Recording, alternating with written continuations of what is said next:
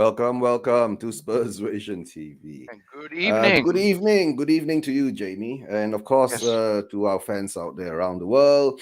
What is it? Good afternoon to all those in Europe, and of course, good morning to all those in the Americas. Right? Good morning. Yeah. Right? Have you settled your headphones and mic problem? No. It just took a few seconds to sync. All right. So, because the sound was coming out of the speaker, not out of my headphones, and the sound was going in. I've still got a delay for some reason. There's always a delay, Jamie. There's always a delay. Sometimes it's due down to the internet connections and all that, how fast the speed is. But before that, let me bring in some guests first, okay? All right, guy?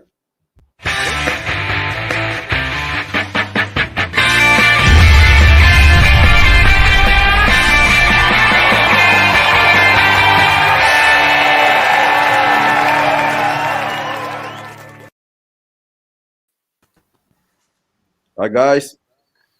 Hi, how you doing? Hi. Okay. Hold on. I think I missed one. Did I miss somebody?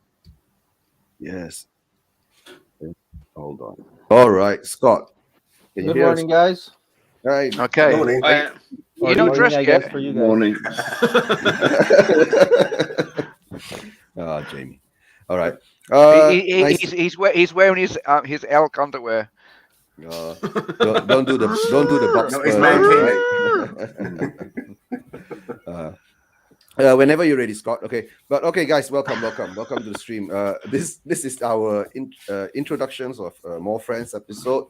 Actually, this is the 11th episode that we've done this. Throughout the whole end of season transfer window time, we did about 10 episodes of this, and of course, Chris has been on the stream before, but he hasn't been on this episode. Jens just was on the stream last week, and he hasn't been on this episode. Shane, regular, he's been on this episode, and of course Scott. All right, Scott is one of the new guys on this episode. So what we do on this episode is just we find out about your history with the club, how you fell in love with it, and how do you still hate That's it. with the club, Ricky. With the club. Okay. Okay. Why don't we start with Chris first, since he's on the same? Yeah, Chris. Same level. Same line. Well, Same I wouldn't say I love the club because I still hate them. They still frustrate me. But yeah, it's all my dad's fault. All my dad's fault. He's a Spurs fan, and the first football I ever watched, he had a VHS highlights package of Italia '90. Oh, You're a So baby. Wow, you are really young. Yeah, I was 6 then, 6 or 7 when I was watching that. Yeah, You're a baby. So my idea of football there and the excitement of football was scoring goals, and Lineker was obviously the leading scorer for us there. So he was my hero. Found out he played for Spurs, and then the first live match I watched, when my dad was watching on TV, was the Cup semi-final against Arsenal, and then just followed them by that, and then he took me to a few games. I think my first game was 92, I think. Beat Norwich 5-1. I went to a few others, and then just carried on with that, and then eventually I got a season ticket. And been frustrated with them ever since. Okay. Then. We all are. Yeah, that's why we're here.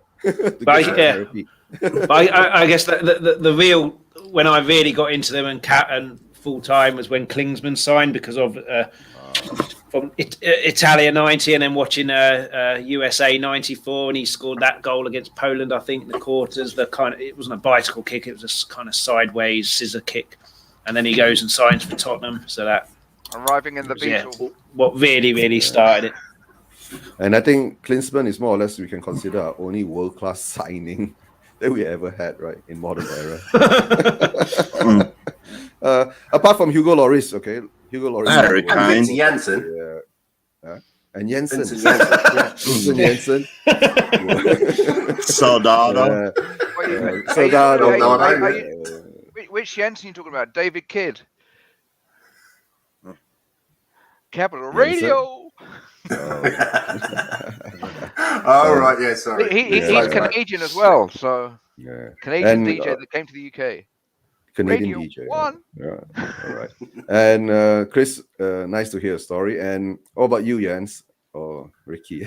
Jens, I'll call him Jens. Yeah, Jens. Well, I came over to just outside London when I was 4 years old. I was born in Denmark. We lived in America for 3 odd years, and then I came over. My mother's godfather lived in Potter's Bar, maybe closer to Cockfosters. Yeah, yeah, and he was a big fan. I've got pictures of him with some of the 60-61 double winning team, and it was 1980. The hooliganism was a little bit rife, so he didn't take us. He didn't take us to the match, but he took us to the club shop and he bought us scarves and badges and stuff like that. And ever since then, I was hooked. Yeah. No, we lived in. I grew up in Amersham, in Buckinghamshire. Lovely part of the world. A little bit country. And where are you now? I'm in a place called Hoofddorp, just outside Amsterdam. You've been born in. You were born in Denmark. Yeah. Then grew up early in America. Then you, about 4 years old, you came to the UK's. Yeah. Until then, you moved back. And I moved. I met a Dutch lady when I came over for Spurs versus Twente in 2010. One of my old flatmates, where I used to live in London, was from the Netherlands and had moved back to Hoofddorp, and we got Twente in the Champions League. So I contacted her and I said, "Well, how close is it?" And she said, "Yeah, it was like 4 hours on the train." I said, "Well, I'm coming over anyway." The weather was absolutely terrible. We never made it to the match. The snow was just bad. But she introduced me to one of her friends, and now we're married. Got one kid. Been living over here for 7 years. Still don't speak it fluently, but it's a very difficult language. Dutch is well, you can say one word, can't you? Stop. Yeah, stop.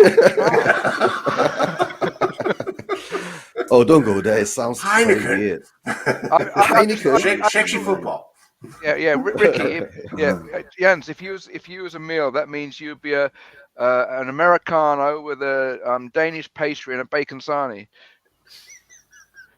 Funnily enough, my dad worked for Danish bacon. That was the reason we moved over to England. Okay. So then he made bacon and he was born. Easy, Tiger.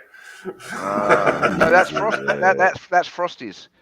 It's great. Tiger Frosties, yeah. Frosties is Tiger. Tony the Tiger. Yeah, great. That brings back memories of the UK's, man. Tiger Frosties.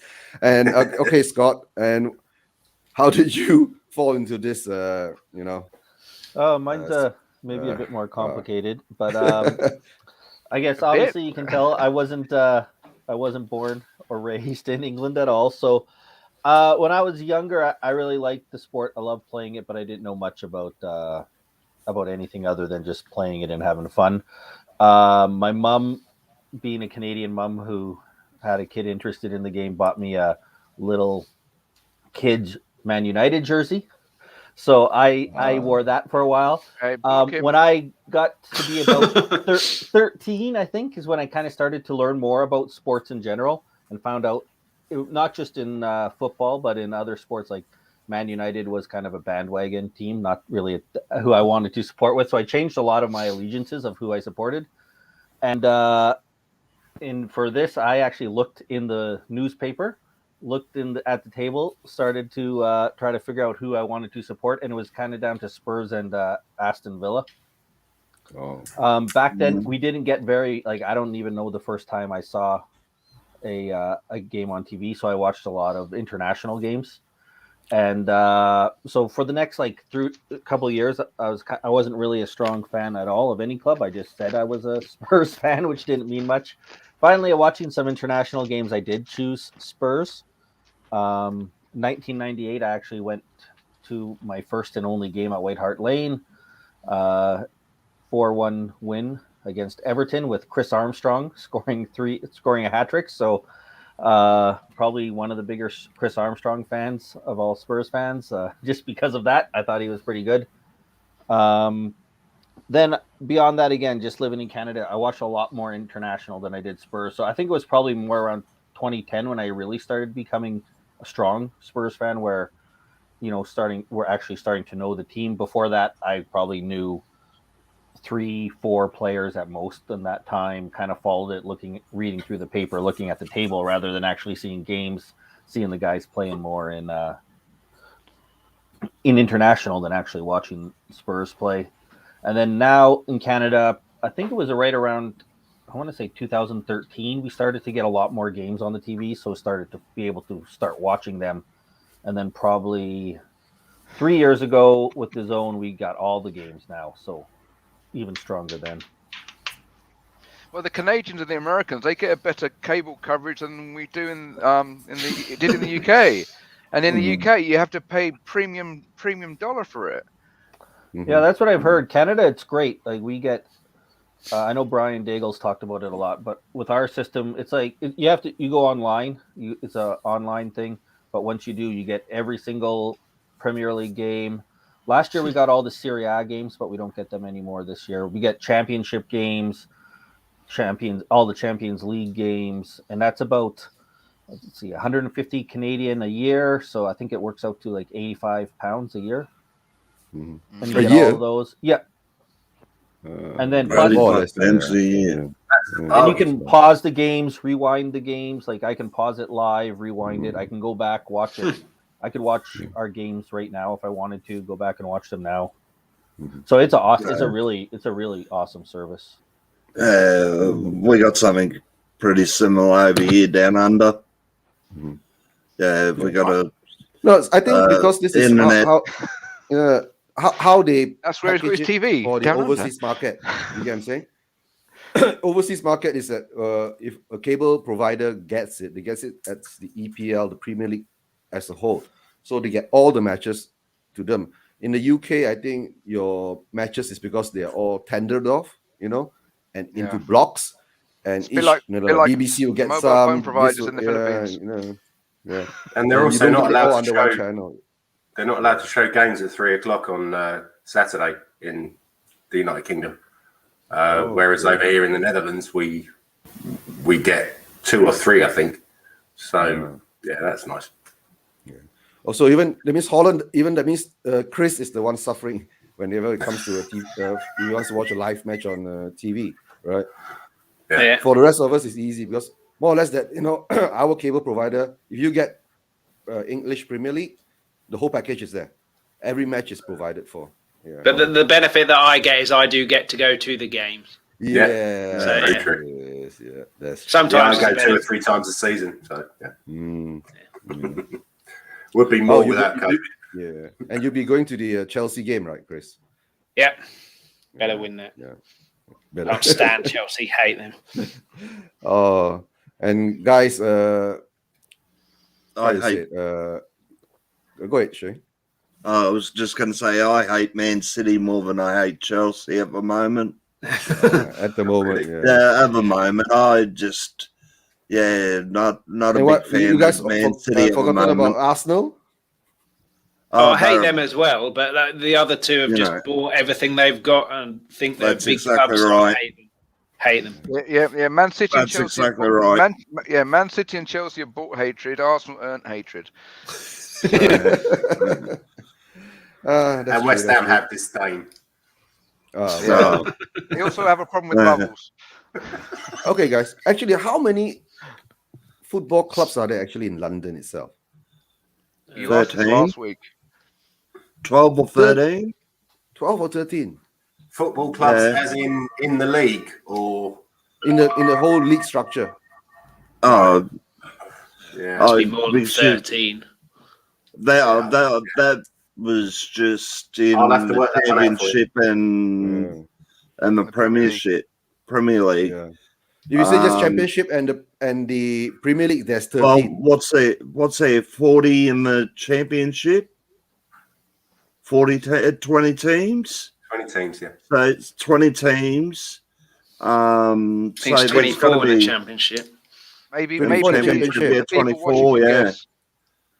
You've got Leighton Orient who are further down, Millwall who are further down. They're both London. Oh, Yeah. okay. Can't think of any others. QPR, QPR, no, because QPR. QPR is owned by a Malaysian. Wimbledon. Does Southend Yeah. count? Yeah, well, Watford, they say, is a London team. I'm not really 100% sure about that, but It's connected by the M25. Fulham. yes. Yeah. There's got to be at least 40. 40. Yeah, Big and well, small in London. going down, into League One, and you got Dagenham and Redbridge. League 2, yeah. Yeah, Oh, Dagenham, League don't- One, Red Bull. League Two. Then don't You go know. into the Southern, the Wanderers. Conference League or something down there, right? They've got Yeah, another division Wickham's below. not London, though, is it? It's home No. counties. That's near where I grew up, so Oh, Wickham. All right. I'd say that wouldn't be Wickham London. Wanderers. But then Yeah. again, I'd On say it. that Watford wouldn't be London. So That means if all the London teams, right? Manchester and places like that as well. There. Chelsea's So- not London. It's Mother Russia. No. Ra Rasputin. Right. Jamie, don't go there. Right. Hey, I'm planning to bring on a I bet Chelsea Chris, you're guest, singing, right? yeah. Coming up soon for the next game, right? If you go there, he might not want to talk to you. Yeah. No, but I'm saying if all the London teams, right, were in the Premier League, it will fit. If all of them could end up there, like, I'm just saying. I'm not sure. I think there's only about, I don't know, 15 teams in the league. I'd have to count them, but I'm not 100% sure that there's 40 of them. Yeah, but would you know what? Would you know when to stop? That's a very good question, my friend. Very good question. So But I think guys, that's becoming your moniker because obviously Bobby's got his more explicit one. So is that explicit? well, Not for me piss off. it is. It's not very friendly. I know it's not very friendly, but it's not explicit. I don't find it explicit. Piss off. Right? Okay, well it depends. I'd on class how it you as a take swear it. word. Yeah, it's Oh, a you class swear it as word. It's a swear word, but not the worst of the swear words. No, that's true. Yeah. Well, I've just done a quick Google search, and they're Glad you finished that saying sentence. top 20 London teams. So there's more than 20. So yeah, In the that's league. all. There's 7 in the Premier League and 13 in the Championship, There's 13 in the Championship. No, that Yeah. can't be right. or something like that.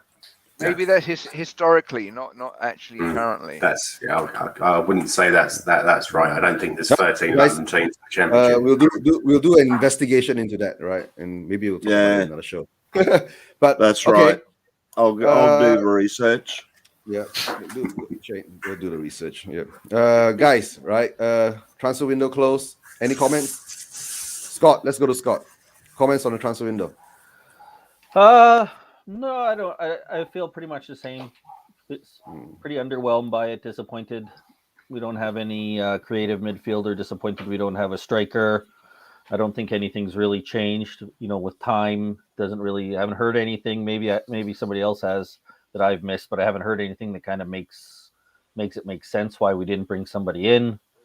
But I guess this is what we have. The one thing is there was a little bit of concern around some of the reports about Emerson Royal kind of not really wanting to leave Barcelona and having to be convinced to come to Spurs. But He only just come back from Real Betis, and then they told him he was going to us. yeah, but it seems now with his posts, and who knows? I mean, it all could be nonsense, right? But it seems, anyways, with his post that he's happy to come here, and so I feel a little bit better about that.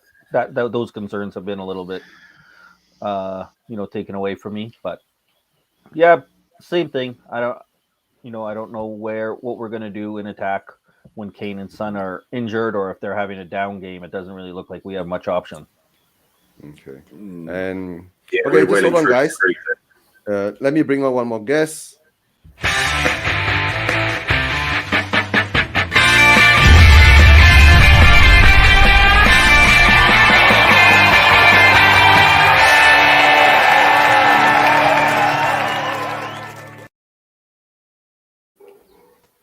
Hi, Johnny. Hey, Johnny. Hello, Oh, all. and You got Johnny is the true virgin on this show. Show. Okay, don't get us started. His real first time. That's a bit harsh. I'm a true virgin in life, Eugene. Don't worry about it. How was the game? We drew 2-2. Couple of goalkeeping errors for our goals, gave away a penalty and a back pass straight to their player, so we drew 2-2. We played all right. Should have nicked it, but yeah, Desmond 2-2. Where were you playing? Up at Westwood Park, mate, home of All right. you probably drank Chinzano up there in your teenage years. I used to play football there as well. Yeah. Yeah, allegedly. I've got the answer for your earlier question. Okay, there's currently there's 13 teams playing in professional leagues in London. Sutton United, Crystal Palace, AFC Wimbledon, Fulham, Brentford, Chelsea, Millwall, Charlton, QPR, West Ham, Leyton Orient, Arsenal, Tottenham, and that's it. Okay. Sounds about right. Okay. Sorry, Johnny. We had just having a question earlier just now. And okay, since Johnny is on, right? So I think it's Johnny's turn to tell him how he fell in love with this club. I had no choice, Eugene. My dad supported Tottenham, so there's like pictures of me as a little baby on the beach in my Tottenham kit and stuff. So yeah, it was indoctrinated into me at an early age. I had no choice. Yeah, my dad was Spurs mad. My mum said when I was born, he was like looking at his watch to leave the hospital because there was a Spurs game on. So I had no choice. Yeah, and I'm lucky enough to bump into Jens and Gaza at middle school. So they were big Spurs fans as well. So known those guys since I was like 6 or 7, and we all grown up being Spurs fans. So yeah. That means Jens and you are your schoolmates or classmates?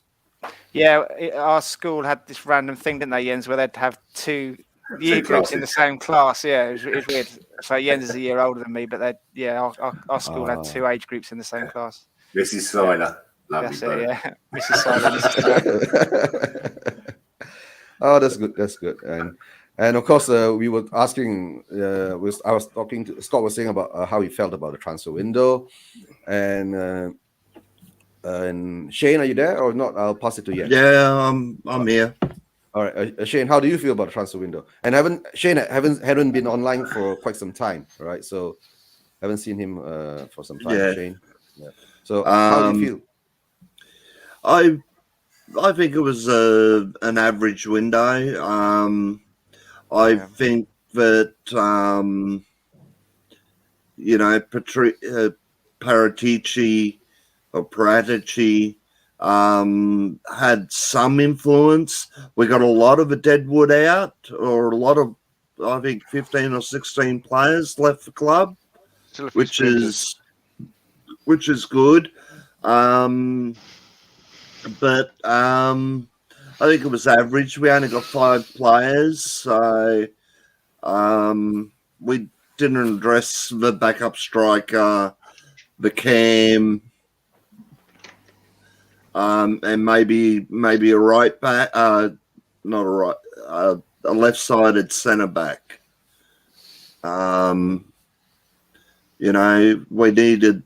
We can't rely on Ben Davies in that position, the left-sided centre back. If we go to a back 3, that's just, he might come good under Nuno, but it was an average window. I disagree with that with Ben Davies. I think he's pretty good on the left-hand side of a central defence. I think people give him too much of a hard time. I think he's a solid professional. He's not always going to pull up trees, and he's not going to. The facts and stats say differently. Yeah, yeah. Well, and if you look over his career, that's stats. Yeah, I mean, yeah. But you can't take those as gospel. He makes a lot of mistakes, Jens. Yeah, as a left back, I'm not 100% sure. He's spun like a top all the time. Too slow. But I haven't seen him actually play left centre back, right? He does for Wales, Eugene. He does for Wales. Oh, yeah, he does for Wales. That's why I keep trying to think, and I keep that scene comes into my mind is Rodon keeps bailing him out when they were playing the Euros. I keep remembering that. Yeah. Rodon Really? used to bail him out. Yeah, Yeah. more or less. Well, I just remember we spanked him, so it doesn't really matter. and yes, yeah. Transfer window. Any comments? I was upset that we didn't get that backup striker. I mean, people have been saying we've been waiting 15 years or whatever for it, but obviously that's not true. We had Llorente and then we had Vinicius last season. I don't think we really need anyone massively special. Just someone who can cover for cup matches, someone who can come in when they're injured. Brian Daigle? I was going to say myself, I'm 6'4", so as long as I don't have to run much, I just stand on the penalty spot. Funnily enough, Llorente's available, isn't he? He was he released, is, so he's available on a free. So he's one that we could possibly bring in. Yeah, on a free I transfer. wouldn't say no to that. Lorento's free again. Yeah, he is. Yeah. Yep. Yeah. Okay. Yeah. Maybe that's. I was happy with the outgoings. To be honest, I probably would have kept Aurier over Doherty, but he's played really well for the Irish over the last couple of days. Doherty? But yeah. Okay. But they drew with. Who was it they drew? They drew recently. Well, they drew yesterday with Azerbaijan or something like that. They didn't, did they? Yes, they did. Yeah, they did. They were 1-0 down till the 80th minute. They should have beaten Portugal. Yeah. That But was really guys, hold on. Let me bring on one more guest, right? okay.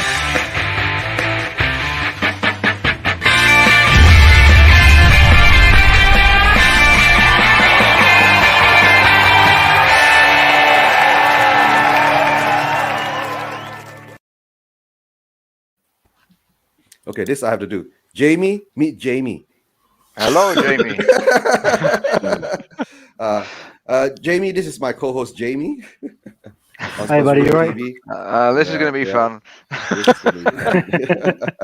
And sorry, we were just going through some things at the moment, Jamie, since you hopped on a bit late. Just let Jens finish his say about the transfer window. Then after we go one round, then we'll come back to you again. All right? Perfect. All right. Jens. I think that Brian Gill's a very exciting player. Romero also, what was it, 30 seconds into his debut or something, hits a Hoddle stroke Toby-esque ball up to Kane, which he probably should have knocked in. So I'm excited about that one. And I have to say I know nothing about Emerson Royal. Never seen him play. So I'm looking forward to seeing what happens. Yeah. And Chris, anything to say about transfer window? Well, when it happened and it closed, I was pretty angry because we didn't get that creative midfielder or playmaker and the backup striker. But there's not much I can do about it now, so I've mellowed out a little bit. But I'm still.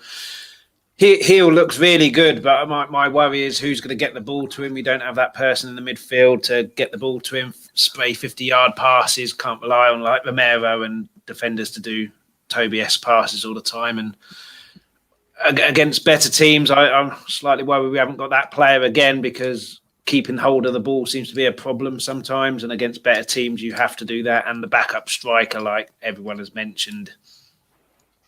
But yeah.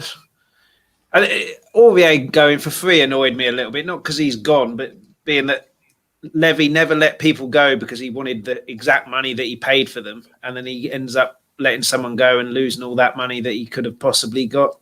There was a £12 million bid come in. So why couldn't he have done that when we really needed it? And Pochettino said we needed the rebuild, get people out who we needed out for a bit of a cut price, but at least they're out and we got a bit of money and then Pochettino can rebuild. So that annoyed me a little bit, but... Yeah. He probably balanced it up, Chris, with the amount of points that Aurier was going to cost us. Money he's going to cost us, for the amount of points he's going to cost us. Yeah. Well, I've said on various streams, like for ages, I don't think Aurier is too bad a defender. He obviously makes mistakes, but I think certainly under Mourinho, we were constantly under pressure. We had 30% of the ball kept coming back. There was no real protection for them. There was Højbjerg, but the other midfielder was just a bit cavalier, wanting to go forward, and we got caught out. So constant pressure. I think you're going to make mistakes, and being that he made a few, then defenders target him, and then he's going to make mistakes. The Real Madrid one wasn't that at all. That was just absolutely awful. So he has got that in him. But I didn't hate Aurier. I thought he was good. He's not going to be great, is he, or anything other than that? But I thought he was good, and I wouldn't say dependable, but yeah, I didn't agree with fans who said he's absolutely terrible, he's useless, my nan's better than him and stuff like that. But I thought he was a bit harsh. The same with Sanchez, like the constant pressure and the constant chopping and changing from Jose, I don't think helped their confidence or their decision making at all. Teams were targeting Aurier though, Chris. They had They had Dean Austin on Last Word on Spurs, and he said their game plan when they played him in the Prem was they knew that Aurier doesn't track back and he's got a rash tackle him, so their whole game plan during the game was to target Aurier. Yeah, I do think if he was playing for us now, if he was Tanganga wasn't there, we didn't get Emerson Royal, they may target him, but I don't think teams would get as much joy because I think we're a lot more solid in defence now and a lot more protection on Aurier, who you have, I know, more of a Bergwijn on that side, isn't it, who tracks back, who's brilliant at tracking back as a winger. So I think Aurier would get protected a lot more. And last season at home against Arsenal with Tierney down there at home, Sissoko was tracking back, didn't get any change out of Aurier at all. Yeah. But, I mean, you can't. You can't set up a team to protect Aurier, though, can you? That's it was a waste of a midfielder, wasn't it? We had to play Sissoko just because Aurier was so useless. Yeah, true. So, am I upset he's gone? Not really, because I think he had chances, but I do think he was harshly treated, sometimes hard done by. But he's gone now, and if he wants to go to Arsenal and ruin their defence, because they don't, none of their team work at all. So if he wants to play there, then give us a penalty in the North London derby. That's fine. That'd be 2 penalties worth. But he's never going to Arsenal. That's literally just media talking because we're top, they're bottom. We're all crowing about the fact they're bottom and we're top. That's all to just stoke all that media frenzy and the fans against you. So there's no way he's going there. Aurier would have had to sign a contract as part of his severance, and there must be some kind of agreement that you wouldn't sign for another Premiership club until next summer or something like that. There would have been some kind of clause in there. But there was but Johnny, there wasn't any compensation. If you do that, right, you should get some compensation. If he left for free, maybe he didn't have to sign anything to any conditions. You see, you pay me money, I'll take the conditions. If you don't pay me anything, I won't. There has to be compensation because he's cut his contract short, Levy. So there has to be some kind of compensation in there. But there's no news of any compensation. No, well, there's 1 year left, so it's not going to be. If Harry Kane left and they cut his contract, he's got 3 years left with a huge wage package, so the compensation will be huge there. Aurier's only got a year. How much? I don't know, 50,000, 60,000 maybe. Yeah, they probably agreed to, 6 months of his contract, or I don't know the ins and outs of it. 60,000 times it by 52. I thought he was on about 70. I could live for a couple of years on that. We all can. I think in Southeast Asia we'll live longer on that. That's 70 grand too much as well, Shane. Okay. That's exactly so I guess right. how you say, Chris, I mean the transfer window was just more or less average. We all feel more or less more or less average. But of course, I think we did some good business, but then we didn't address stuff that we've been crying out for years. That's again. Yeah, that's Tottenham. Right. And of course, Johnny, what do you think? I mean, you are still playing the game, right? And you do coaching, if I'm not mistaken? I do, yeah. So I guess more or less, if you could talk about the transfer window and all that, you should be up there. It did make me laugh on Twitter the last couple of days. Everyone's saying how well Paratici's done, in such a short amount of time. Well, why has he had such a short amount of time? Because that was short coming from the club, wasn't it? Nuno and Paratici weren't around very long because of the shambles all summer. So I don't know why they're getting patted on the back for it. They should have had longer because the club should have sorted it out earlier and given Paratici more time to work rather than leaving him like 6 weeks to get everything done. So, the 5 players, if you take them in isolation, the 5 players that we brought in, there are some good players there, some good potential, and they've all got potential to improve the squad, haven't they? They've got the right attitude, young, hungry players, which is what we needed to refresh the squad. And if you look at the players that we said on my show the other day, don't we, Jens? Maybe Lamela, I'd like to keep Lamela because he's good off the bench, doesn't need to come on and change a game and tempo and stuff. And Toby's obviously still got quality, but his time was coming to an end. So And the other guys we released, I think we pretty much all agreed that their time was up. So it's probably only Toby and Lamella that maybe had a little bit more, maybe 6 months, a year left. But yeah, if you look at them in isolation rather than together, I think Paratici's done a good job. But again, he wasn't left a lot of time to do the work that needed doing because of our illustrious leader not bringing him in time. Yeah, that's true. But okay, more or less, you say. I think Johnny says he feels a bit disappointed.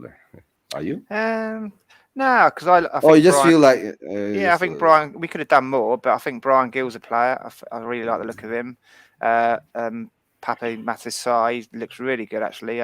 He's only young, isn't he? 18. So he reminded me of Michael Essien. And I was saying to the guys the other day, I've watched a few games of his now. And he reminds me of sort of the style of play Michael Essien. He gets around the pitch, but he's still got good quality. I thought he reminded me a bit of like McCanta at first, but then on the ball he's actually got that quality that Michael Essien had as well. Sort of good passing range and good shooting range and stuff.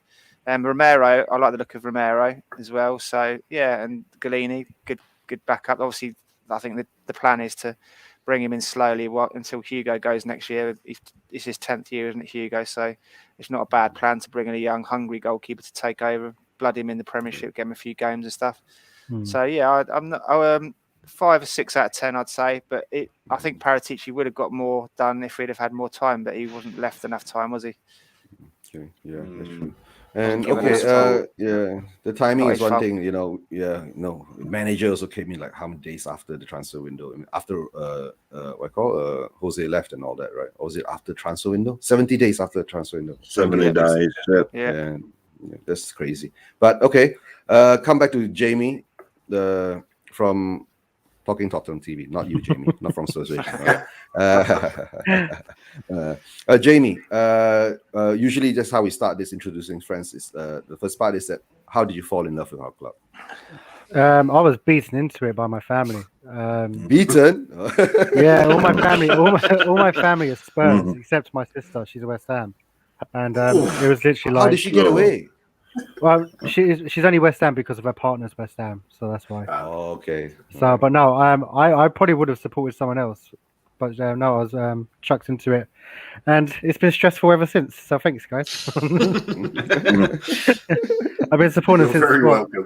I've been supporting since the 90s. So 90 to 91 season I started supporting them, and that's the year we won trophy. So then it went downhill after that. I feel your pain, Jamie. My granddad and all my cousins are all West Ham supporters, so I have to put up with them. Yeah, I used to work at West Ham Football Club, so it was a nightmare. I used to work in the Bobby Moore stand, and I refused to wear the shirt they used to give us. I put my Spurs shirt underneath, so I didn't want a badge touching my skin.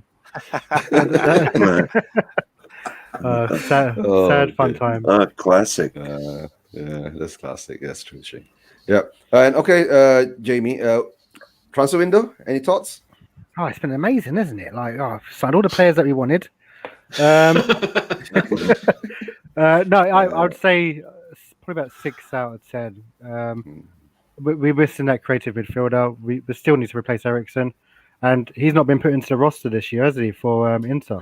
So he could potentially come back if he can't play. They're not allowed to play with insurance, the AED in their heart in Italy. Due to insurance. Oh, is it? Because I know David Blind plays with it, doesn't he? He's got one. Yes, yeah, but that's in the Netherlands. In Italy, you can't. Yeah. So there was talk about him going back to Ajax for 12 million, but okay. I think that was just talk. But no, apparently in Italy, because of the insurance, you're not allowed to play with an AED. So could you play in the UK, or you're not allowed that either? I'm not sure about the UK. Yeah, somebody's going to check that up. Yeah. Yeah. But okay, guys, hold on for a while. Let me just give us a shout out to the guys in the comments, right? Chris Akamba. Hi, Chris. Always a big supporter. And Yusuf I also. Hello. Right, Wayne Bonner. Yeah, Wayne Bonner is always. Hi, Wayne. Hey, Wayne, everyone. Right. Vibuff, I've already sent you the link, right? So if you want, you can hop on. Vibuff the other day was having a bash around in Twitter with some MCT boys, so I had to try to good lad. So good, big up for him, right? He was standing up, right, against the MCT boys, right? They ganged up on him and all that, right? So, and okay, that's me. High fiber. And Wayne says transfer window disappointing, no experienced midfielder, playmaker, striker, but Romero looks good. Like to see them get game time. Yep, so do we. And of course, Bobby. Yep. Yeah, big up to Bobby. Bobby says that. Big up, gorgeous. Well, hi to Johnny. My main concern is having to rely on a 17-year-old to change the game for us. Yes, Bobby, we know about the Scarlet. He should be slowly introduced to the life in the Premier League. Let's see. Yeah, we're all looking to that too. Let's see whether he will come good or will he crumble under the pressure, right? And of course, you said crumble under the pressure, like who? What call? Now John disappeared during the Marcus de Ferreira game, right? He just disappeared, right? So he's only a youngster though. He didn't. Really he needed the older heads to help him through that game as well, and they all went missing as well. You can't expect he's 17, 18, something like that. Can't expect him to be running the game in his first proper start. He needed the Celso wings to help him a little bit. That's true. That's why that game, more or less, we say that the seniors never carried the juniors. So what can you say? So right, and of course, Chris Agomar says, was very disappointing. Yeah, I don't know how they're doing in the international the World Cup. I was just gonna say, I was reading an article just before we come on air that the Romero, Lo Celso, and three other Argentinian players could be not evicted, could be extradited out of Brazil and fined $2,000 of their money. For not declaring that they come from London. Oh, really? Oh, I didn't know. Because they flew to Brazil from London and they didn't declare that they come from London. Oh, really? So it's an immigration issue. No. It's because it's a COVID. UK is one of the red tag countries for COVID. UK is red tag country going into Brazil. Okay, all right. Okay. And so Jamie had some internet problems. He's back again. Hi, Jamie. Yeah, no problem. $10,000. That's for me. We're very used to it. People popping in and out for my show. So, but if that's true, though, it's very irresponsible of them, isn't it? Yeah. Very irresponsible, being that you've got to play football and so stupid. If true. But isn't that the Argentina's FA's problem? Sorry, what was that? Isn't that Argentinian FA's problem? You bring in the players whether they fly from where to where, right? Yeah, maybe. Yeah, right. And to tell the truth, Argentina needed them because they wanted Lo Celso and Romero to be there to play the Brazil game. Yeah. Right? The World Cup qualifying. Yeah. When is it? Okay, Chris. Quite a good watch that will be. Have they played it already? Today. Played tonight. For me, I don't know for you guys. They're playing today. In like what time is it, Scott? About 12 hours from now. So whatever time it is. Okay. Yeah. I know. They play at 1. So they play in like even early. They play in like 6 hours from now. Yeah. Nice. That'd be a good bit of viewing for us in the evening back here. We've got England on later. Yeah. England's at 7. Yeah. Brazil, Argentina. 5 p.m. GMT. Yeah. Yeah. 5 p.m. 6 hours, 15 minutes from now. Brazil, Argentina. Okay. Well, that's interesting. Right. Okay, Chris says that Aurier bought himself out of the contract to terminate it with Spurs. Is that Did he? Did he? That's what I said. I thought you'd have heard that in the news if that was the case. Yeah. Yeah. I didn't hear that. Didn't hear that too. Right. That's no mutual consent, but yeah. They say mutual consent. That's what I'm saying. They say mutual consent, but the details not released. Whether he has a compensation package, whether he paid or bought out his own contract, So that's why I said I think mutual consent would probably be that Tottenham said, "Here you go. Here's half your wages for the next year. If you want to leave, then go." I understand that too. That's kind of the way it works. They probably said you can rot in the reserves like Danny Rose if you don't go now. That probably had a lot to do with it as well. And that's still sad when you think about that. And I love Danny Rose. Yeah, same. The Danny Rose story. Tell the truth. That's why actually made me hate Levy more. Right. when he did his lap of honour the other day, it was great because he came up to the Yeah. South Stand where we were, and he was going like that, Danny Rose, when we were Yeah, I singing saw the that, song to him. Yeah. Great. Yeah. Just a big Uh, to Daniel Levy, wasn't it? The whole stadium singing his song. yeah. Was he there? Well, Levy. Levy. Yeah, he was Must there. be, Yeah, he always is. yeah. He was in the cheese room. He's always there, right? You can Every see his home game he's old there. head glistening, and he sort of pushes his glasses up like that. You see him standing there. He looks a little bit like Mr. Burns from The Simpsons, doesn't he? He's got He that does, pointy yeah. nose, bald head. Yeah. You can see him go like that all the time. He comes out early, Eugene, like he thinks he's Caesar in charge of the Colosseum. He comes out on his own, stands there, pushing his glasses up, doing his tie and looking around, like standing there like that. And you're like, Yeah. I can see you. I can see Yeah. you. You can see me. Mr. Daigle. Hey, Brian. Brian. You want me to send you the link, Brian? Actually, it's already in the choir ranks. If you want, you can hop on, Brian. All right. Thanks for watching. Yeah. Brian and Levy are Brian having a is- reunion, yeah. aren't they, during the Chelsea game? Brian's got a ticket. Oh, yeah. That'll be good. Yeah, you never That'll be replied, JB. fun. Do you want that ticket or not? Oh yeah, I was supposed to mess you. I was going to mess you after this. I didn't want to do it on a chat, but my Okay, boss no won't let me worries. have the day off. No She's worries. been a bit of a pain in the ass Okay. because I thought it was Sunday. Not too much details on live YouTube. You're not going to encourage her to give you any future days. Everything is recorded. Don't forget. guys. No, she wouldn't budge at all. I think she must be an Arsenal fan. Too bad. She rates you that highly, Jamie. She wants you in work that day. You've got to put a positive spin on it. Oh yeah, I'm gonna be on my phone anyway. So. True. And what Boss Pro says, we always fail to make the most of our position of ascendancy. Yep, that's true. And from what we finished second best in the Team Europe to now, being the only Premier team with 100% record. Yay, we still have that, right? And guys, all right, let's go a bit off topic at the moment, right? And what does Brian Daigle says? Let me see. Brian, I can't join today doing stuff with. Okay, all right, understand. Share it over. I think you have to say, I don't know, you say Happy New Year. Is it Share Rosh it over. Hashanah? Shana Tova. Yeah.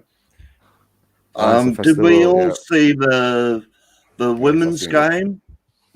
Yeah, The Spurs women. Did you see that goal? no. Didn't follow what. Did anybody see the goal? Oh, it was a ripper of a goal. And she's a proper local girl as well, Kit Graham. Yeah, Kit Graham. Kit Graham. Okay, I did see. I did read the article, but no, I didn't watch this. But guys, all right, come down to now, right? There's one question that's inkling in my mind. Do you think Conte will go to Arsenal? Fucking job, sorry. No way. Yes, calm down. Ricky's face is saying like that. Yes, calm down. No. Don't sit on the fence. Say what you think. I got splinters, mate. I got splinters. It's terrible. No, deep down inside, right? I got this funny feeling he might. No. They'll get a new manager. When I do the count back, right? I do the count back. If Levy is not willing to spend the money for Conte to build Spurs, right? Do you think the Kroenkes would do it for Arsenal? They've already spent their money. That's the problem. They've spent their money. He's in now. There's no more. Kroenke doesn't care enough about 50 winning million to this do it. year. Yeah. But did you see Edu's interview? He was basically saying we don't have any money, so I can't see Conte going over there. We've got a couple of Arsenal fans that play for me this morning, and they were fuming about that Edu interview because apparently he wouldn't commit to anything. They were like trying to get him to say, "What's our target? Top 4, top 8, top half," and he wouldn't say, "Well, we're not going to go on record with any predictions for this season. We just want to trust the process." On the fence. Thing is that process, they'll get a new manager soon. If I mean they've got Norwich and Burnley, I think, before us, haven't they? Which, I mean, if they don't win that, I can see them having a new manager or a caretaker manager by the time they play us. Because that Man City game in particular, you've got your captain there who you're struggling. I think they were 2-0 down at the time. 2-0 down, you need the cooler heads. And then he goes and basically says, well, I've had enough of this. I'm having a bath. You lot can handle it. You've got no one playing for the manager there. And when that happens, that's pretty much the end. And now he's got COVID as well, hasn't he? Xhaka, because he refused to take the... I mean, we talk about Aurier being a bit of a disruptor and everything. He's awful, Jack. I mean, Well, he missed the Spurs game anyway, straight red, wasn't he? So that's good. yeah. But I think that's bad. That's not Jack. good because he probably gets You want sent him off to against play. us. We want him to play. But we need Arteta to be at the helm for that game, but then because they're not playing for him. But then you never know. It's a North London derby. The fans there because it's away. It might spark them into life, and then they'll be saying if we can win that game, that can kickstart our season. So it's not a foregone conclusion, regardless of who the manager is there. But I mean, I can't see him last until Christmas if they keep playing like they are because they're just not playing for him. But then, if Edu is right, they haven't got any money, then they've got to give him compensation, and then, I don't know. No, I reckon he'd be gone. If he's lost to Norwich, I reckon he'd be gone. And then hopefully Sol Campbell will take over for the derby. That'd be quite fun. No. He's volunteered his services, hasn't he? Yeah, he did. He goes, I could do a better job. Yeah, go on, we don't want him in charge. He's the most knowledgeable man in football. Yeah. I think I put on our group, didn't I, Eugene? Did you see that? Like, he was on TalkSport the other day, and they said to him, they were talking to him about the Arteta situation, and he goes, "The way I see it, you've got two options. You can either fire him or stick with him." We're like, no shit, it's like he was coming out with this mind-blowingly genius idea, you know. Like, I was like, how does he do it? It's like a gift. Yeah. Can we have be getting paid extra for that? You must be getting paid extra for that. That is fantastic. So funny. That clip as well. So who do you see winning out the Germany and the France game? Yeah, I remember that. This is Switzerland. You can see like Rob Watton thinking, I've just asked you a question. It's like A or B, and you gave me C. Yeah. Are you guys still going to be giving me shit when I'm 80? Yes, mate. Yes, we are. So strap in. Got a long run. Yeah. It's going to be a long run. No, that's why I'm saying. I think by the time we win any trophy or anything big, right, we have to wait for 30 years. You know why? That's after we pay off the loan for the stadium. And I said, and I'll be 83 after 30 years, so I'll be sitting there without my teeth and saying, "Where's my trophy?" Where's my trophy? We'll send it digitally to you, Eugene. Don't worry. Imagine Brian Daigle would be shaking his walking stick at Levy, wouldn't he? I see you, Levy, as an 85-year-old man. Interesting where Brian's sitting. If he's, it would be brilliant if Brian's sitting in the same stand just below him or just above him, so he can actually hear his comments rather than sitting in like the south or north stand where it just merges into all the rest of the crowd. Yeah. I think Brian would be chucked out after 5 minutes of entering the stadium. Where is he? No, we've been saying he might not. He won't be allowed. He won't be allowed to enter the country. He won't be wearing a Spurs shirt, will it? It'll be a Levy out and Levy's shirt. In the old days, he was all right because he could have just borrowed someone's card to tap in, but now you have to actually send the registered name and all the ID verification and stuff like that. So they might be waiting for him at the gates to say this man's blocked. Little red light. Red flag. Yeah. Oh dear. But we'll see. Remember, he says this. What did Brian Jagel says? Yeah, I'm going to the Chelsea game. I will see you. You will see me. Is he in the West then? I don't know. Who I think he's going. Is he going? Sitting next to Jamie, Danny, and one of the guys from We Are Tottenham TV. Ben. I think so. Ben and Danny. Yeah. Same, and so you guys are delusional. I think Arteta is going to do a kind of job. Leave. Okay, I can't even see the words anymore. I'm laughing. You guys know what this, right? Oh my god, thin eyebrows. I think the guy's just lost confidence, hasn't he, since Højbjerg fronted up to him. He had to withdraw like a mouse back into his hole, didn't he? That's true. And Bobby, you have the link too. If you want the link, I'm going to send it to you again. He's in the Koi Rants chat at WhatsApp. I think I want Bob just to come and say that comment.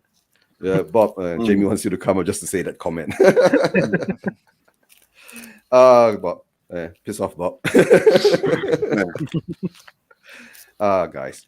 But to tell the truth, right, international break. all of us after after the transfer window, international break came along. It's quite a good thing because it gives us some time, right, to settle down, to sit back and think about what we've done and what we've not done, right? And now the only thing is that most of our players have gone to play with the national teams. I don't know how many players. How many players do we have going off with the national teams? Anybody knows? Quite a few, Good I question. reckon. I'd say quite a few. I know Højbjerg played for us against Scotland. Kane, Højbjerg, Davis, Gill, Hill went too. All right. Yeah, Yeah, he was in the Romero, under 21s. Celso. Yeah. under Did you see 21, that turn that he did? Oh Yeah. yeah, Turn it right Oh, field. man. Oh, Silky. Loris is gone too, right? Yeah. Yes. Sorry, Yeah. gone. Yeah, played France, 90 minutes. All the I watched that Argentinian last guys night. would have gone. Argentinian guys and Sanchez for Colombia. Yes. Oh, Sanchez for Colombia. Does South Korea have a game or his son? Yeah. Son is gone too. Yeah, Son's South gone. Korea is playing World Cup qualifiers. Bergwijn's think- gone. And they drew with Iraq. Yeah, but he only played 86 minutes or something. He didn't play the full 90. Might have been 76 minutes. No, but the games About are still eight. going on. Don't forget, guys. The qualifications are still going on. So that means that's why I said, like, if you guys play FPL, what we do is that we got to monitor all these for guys gone, right, and to make sure what kind of conditions they come back in. Yeah. And Roden anybody Davis as well. watch the England game? I watched the first half and the highlights. Yeah. He's in the background. I've given up on internationals. It's boring. It's boring. This one wasn't, mate. Believe me. The amount of bottles and stuff that got thrown. Yeah. I got the highlight. Oh, I saw them on Twitter. Yeah. I was going to say, Jamie, I'm of the same opinion, but it did rile me up because the Hungary fans are right arseholes, and it kind of made it sort of it's pathetic, frightened isn't me it? up I mean- inside. So it made me actually want to beat them. And then the players on the pitch, you could see they actually wanted to put them away and teach them a lesson after a while. So But I don't understand how the FIFA can keep getting away with this because it's not. It's a joke.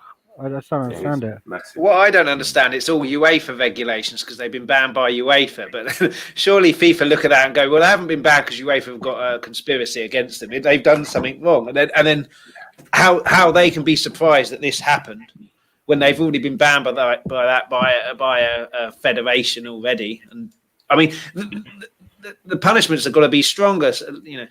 But then where do you go? Because you can ban them from competitions, but these people aren't fans. They don't really care. They'll just go somewhere else on another sport and do it. Yeah, because It's just lures them ridiculous. out, doesn't it? Sometimes this lures them out, Chris. Like if they're hiding in the background, you don't know they're there. But sometimes incidents like this, it shows that they're still there, and we still need work. They still need work. Yeah, They need to be done. but- Lots of work. punishment. Yeah, lots I of think work. behind closed doors games, isn't it? You've got to ban them from competitions and things like that. But Points deductions. because I was reading. I don't know if it's But from the problem FIFA is or- they will never or- ban the countries or the teams from competition No. because it's all money making. yeah. Yeah, that's, Yeah, that's they're the whole they're thing. talking about fining the England players for drinking their bottles, the drinks, aren't they? They're drinking how I think it was a bit Yeah, stupid. and doing They nothing for the probably racism. would have been filled up with urine, and then he might have got COVID as well. I mean, come on. Yeah. you know, I don't know people why would they have- were taking the cups up and putting it into their mouth. I was going, what's wrong with you Yeah. guys? Come on. Right. If you're taking points off or banning teams from things, are these guys actual fans? I think you kind of said it, Chris. No.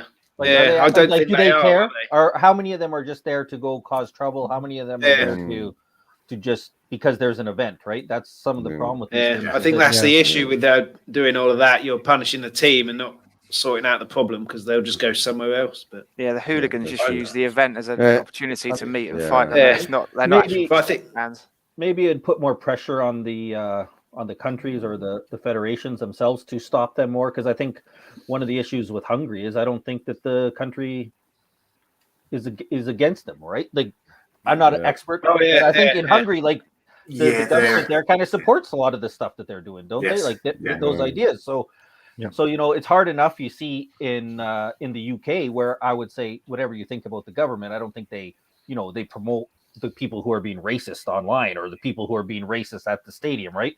They don't support those people, and it's hard enough for them to stop it. But when you have governments like Hungary who actually think that the people, right, in the Hungary are the guys with all the black shirts and the fans, right, and they're quite a right wing fanatics and that Yeah, stuff. Hungary It's or hard enough to Bulgaria, get them not to sure. do it if they're if the government isn't even doing anything to stop them or in a support. No. That's Well, true. they came out with a statement, didn't they? And their statement was the throwing the bottles and all of that was out of order. They'll make punishments for that, but they didn't say anything about the racism. And then they said, well, England weren't complaining. When you were booing Italy's national anthem at the Euro final. But it doesn't mean there's not a problem in your bloody country, does it? It's like two people in prison going, well, you're worse because you murdered someone first. You still bloody murdered someone. There's still a problem there. But No, yeah, but always, one thing Southgate did come out and say before the match, right? Southgate did say, look at ourselves first. Yeah. Right. We have to look at ourselves first before we criticize another country. But when you go there, we know it's going to happen. Right? When you go to this side of countries, we know it's going to happen. And sometimes it's just we wonder why doesn't the authority try to do more about it? But like you said, sometimes you can't pinpoint who is who until they come out of the shadows. Yeah, and nowadays with the technology, they can pinpoint who is who. You see, with the TV and cameras that is pointing at them, you can pinpoint the people. But whether action is taken against them or not, that I'm not sure. Right? I think the saddest part of it for me was that there was a clip where Sterling went down in the box and then got monkey chance to him, and his face at the crowd was just one of, well, it's going to happen now. So it's just these players have accepted they're going to get it now, which is just a disgrace because no one does anything to try and eradicate. Yeah, that's true. And he should just turn around and say, well, I earn £200,000 a week. How much do you earn? And Scott, surely as well, the referee's got the power there to order the players off the pitch. Yeah, because that's happened before in previous tournaments, and then it happens once and then never again. No, Chris, the problem is that the referees don't do that. Yes, no. Yeah. It's always when something bad happens like that, it's the players who have to take the action, right, and walk off the pitch. When the players walk off the pitch, have done that. Yeah, I'm sure they've done it in the past. Some referees have done it, yeah, but not all referees. They did on the PSG game, didn't they? They don't want to give the referees that power because what will happen is if England are 3-0 up, then the opposition fans would just start doing monkey chants to get the game called off and stuff like that. So it makes a point. But then again, if they say they take them off the pitch till it stops and then go back on, or otherwise they give the other team a 3-0 win, like I believe. I think the best system is that stop the game. Go through that stand, right, and remove all those people from that stand, or those who are in. You can pinpoint who are the troublemakers. Remove. Good luck with that. Yeah, but that's good luck with that. Take the right place. We had it against Chelsea game, didn't we, last season? Especially in somewhere like Hungary too. Yeah. In Hungary, they'd have to have the right police. They'd have to be fully kitted up. Yeah. Because they take bloody flares into the game. Yeah. Yeah, this is what I don't understand. How can you take a flare and I can't even get him with a bottle of drink at Tottenham? Well, that's because it was a 2-litre bottle of whiskey, Jamie. I think it might be like that. That's why. And guys, there's a Molotov cocktail in the other hand that they banned you for. They just banned the other bottling just in case. Guys, hold on. Guys, hold on for a while. Let me ask Scott. Do you follow Canada? I haven't historically because we've been so terrible. I'm starting to get into it more in the past year. We've got a lot better players. Still nothing great, but I've watched them probably over the last year. But historically, no, I haven't. They drew with Jamaica, right? Honduras. Oh, Honduras. All right. Jamaica lost to Mexico. Oh, Jamaica lost to Mexico, and America drew with El Salvador. That was the biggest upset of the CONCACAF, right? CONCACAF. Who does the Bayern left back play for? He's Canadian, isn't he? He's Canada, isn't he? He plays for Canada. Does he come and play for you, Scott? Alphonso Davies. Like he's playing for us in these World Cup. He didn't play in the Gold Cup. Most of our European players didn't play in the Gold Cup earlier in the summer, but he's playing right now. But with us, he doesn't usually play left back. He usually plays farther up the. Or we play actually this past year we played the 3 at the back, so he plays left wing back. But even then, he goes up. We need him. We need him in the midfield. Like we need him further up the pitch to help us create because we have really good forwards, mediocre midfield, and terrible defense. So it's looking good. We need him up there to get us. Looking good. Sounds a bit like Tottenham. Hey, but now we've got a good defense, right? Yeah. Mediocre, we've got good defense, no midfield. We only got defensive midfield, no attacking midfield, and we've got good strikers. So But we're then missing again, a layer two. I think looking at Højbjerg play against Scotland for my team, Denmark, he can play as a box-to-box midfielder, and I reckon he could actually play as an attacking midfielder if they give him the chance to do that. So he doesn't like travelling with the ball. That's one thing I noticed against Watford. A few times he hit some great passes, but he had like a foot race down the line, and he stopped and cut back, and he doesn't want to get involved in a foot race. I've noticed that about him. He doesn't like to. Yeah, I noticed that. Attacking wise. Yeah. What you And want to do, Scott, is you want to play Ireland or Scotland to boost your confidence. Get a nice 5-0 wins against Ireland or Scotland. Yes. Oh, I don't know, but we struggle again. That Honduras game was frustrating. I watched that one, and it's frustrating. You think watching Spurs is frustrating? Watching Canada is. Guys, I don't even watch Malaysia play. I don't care. Nothing to watch there. Huh? Nothing to watch there. And let's see. Bosper says UEFA sits there and count how many flares go off and calculate how much the fine the FA. All right. Yes, blatant racism chance televised worldwide. Blind eye sighted. That's the sad part. That we'll go into another segment of Yeah, I was going to say, Eugene, over like in North America, I don't know if you guys have seen. Some of you might on when you watch Will Stewart's watch along for the U.S. games. Is the Mexican fans have? I'm not sure exactly what it is. It's a homophobics chant that they do in all the games, and they did it against Canada in the Gold Cup when we played, and they stopped the game.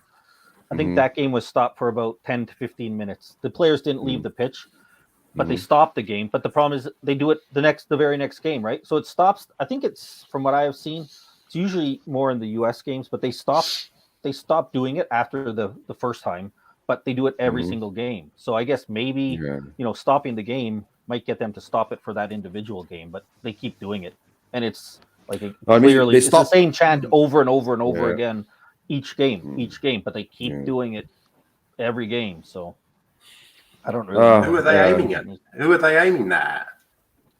I'm not 100%. I only heard about it for the first time, like earlier in the summer when Will was doing the U.S. Mexico game. Yeah, I was on that. I was on the show. Yeah, they did it there. I had heard about it before, and then I watched them. Yeah.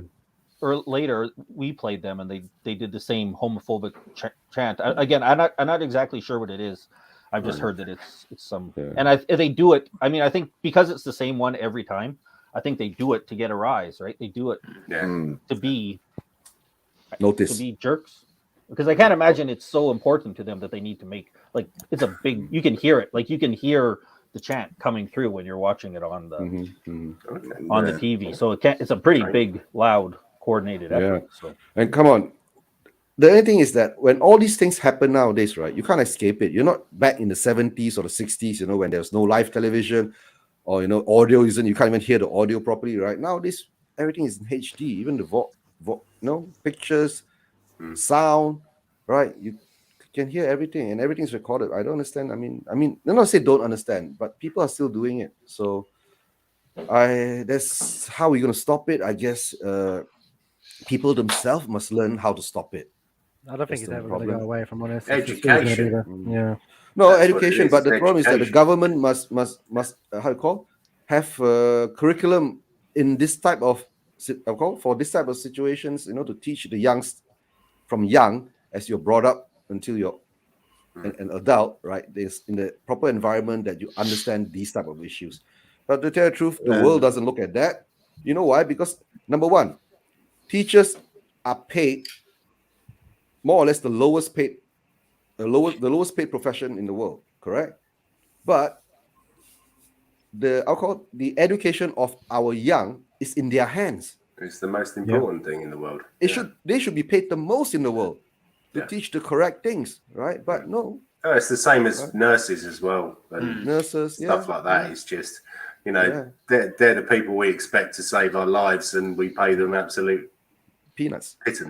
Peanuts. And footballers, right, get paid $200K a week just to sit down there and sulk. Oh dear. What's the world going to? Right. And Yeah, well, let's ask Johnny this question. Go on. Do you think we can save Ndombele? Look at him go. how long have you got? Gordon? I don't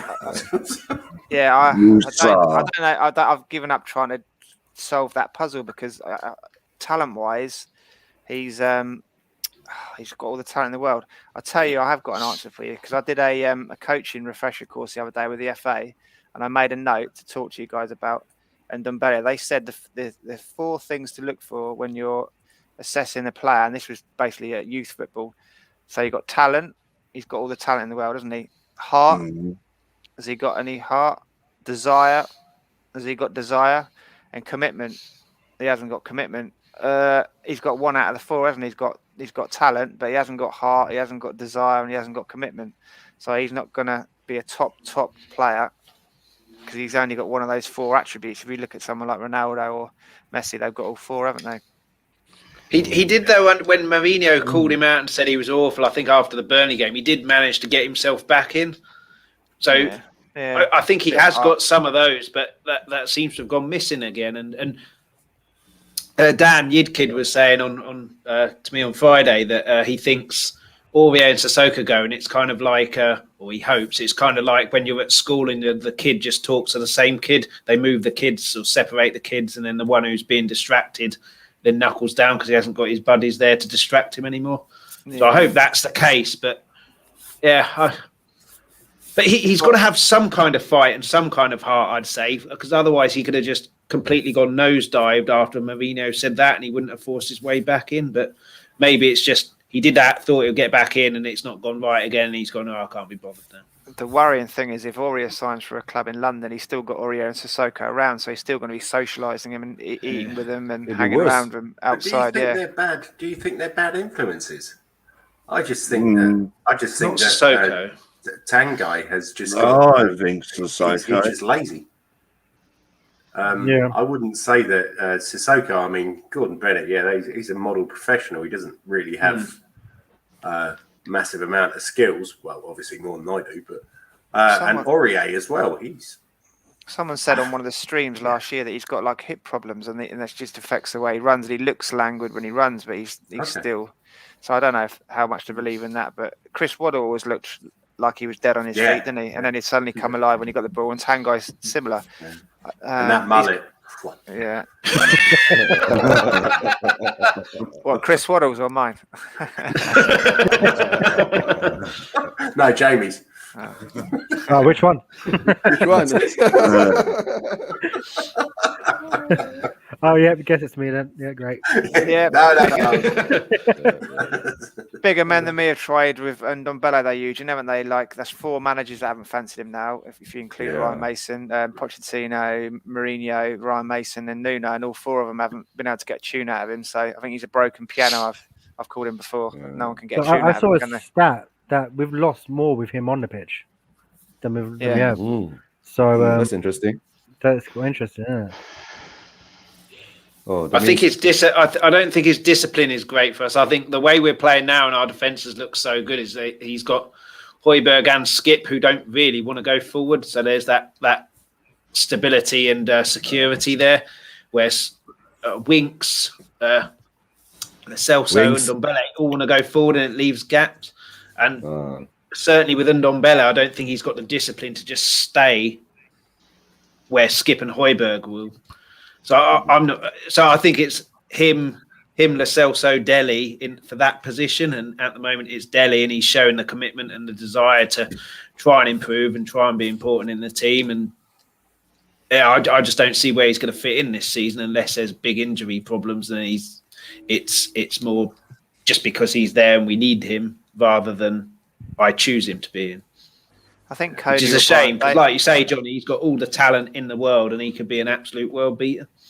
I can't see it happening under Nuno. I think Cody or Brian said the other day that Nuno's not the kind of guy to say, you just stand out in the number 10 position and don't do any work while the other 10 guys bust their asses off running around wearing their hearts on their sleeve. So he's not the kind of manager that's going to go, you have a free role, because he expects all 11 players to put in the hard graft. Some managers might try building a team around him, and Ndombele, just you stay in the number 10 role and work your magic. But I don't think Nuno's the kind of manager that's going to allow him that free pass on not working hard. Yeah. I do think with that number 10 role, it allows him to go forward, whereas the Skip and Højbjerg roles, the way that we're playing at the moment, is do not go forward. You don't really go past the halfway line. Højbjerg did a couple of times in one of the games where he had a scuff shot, but I think it's that number 10 role or nothing, because that way he's allowed to go forward and express himself a little bit. And I don't think he's got the discipline to get the ball and just not go past the halfway line and give it to someone else. But I'd like to see Højbjerg go further up, because he's done brilliant for Denmark. So is he a defensive midfielder, or is he a bit further up? I don't know what his position is. They're playing him as a defensive midfielder. They're playing him as a DM. But he's got the talent to go forward. He's got a wild pass on him too. Plus he can shoot from outside the box. He's got a screamer in him. Højbjerg. But that way you get caught out, though, don't you? Which is what happened last season, because you lose the play in the transition, they break quickly, and then you've got one midfielder who's completely taken out, and all you've got is a Skip there. Well, last season, Højbjerg to be the security for that defence, whereas now he's making sure they're both there, and it's the front 4 or 5 doing the damage. We are seeing Dele Alli track back more than he's ever done in his whole football career. Dele Alli is tracking back this year, which he never used to do. He used to just stay up around that halfway line and further on, where now he's tracking right back into the defence. So I can't see where Ndombele fits into the system. They'll take Dele Alli off and put Lo Celso on if Dele needs a rest or he's not having a good game. Lo Celso will be put in ahead of him. I think Brian Hill will get a few opportunities with Lo Celso having to isolate for a couple of weeks as well. I like him. Well, see what he can do. Lo Celso as our attacking midfielder. I think if he can get consistent enough, and if we don't play the 4-3-3, if we play the 4-2-3-1, then I'd like to see him as the centre attacking midfielder. I don't understand why they're playing him out on the right. I don't think he's done very well there. I can understand him playing as a holding player in centre midfield. He's busy, but I think that he can dribble. We haven't really seen that he's got a shot on him, but he's got a decent pass on him. So yeah. And Bobby says those are exactly 4 things I look for in a woman, Johnny. Yes. And just hold on, Jamie. I'll call him Jamie from Manila. You were posting some things in the private chats. Any breaking news coming out that we need to know? No, they're just a few stories there. One that's saying that Renier Sanchez from Lille is still available, and that a pundit has said that this is just stuff you probably already heard. Clickbait. Harry Kane is predicted to leave next summer, according to one pundit in the article, and that they're hoping that Reguilon is going to be our little connection man with Barcelona in regards more talent coming to North London. Reguilon? Yeah.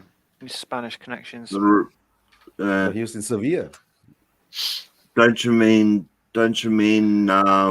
Royale? Emerson Royale?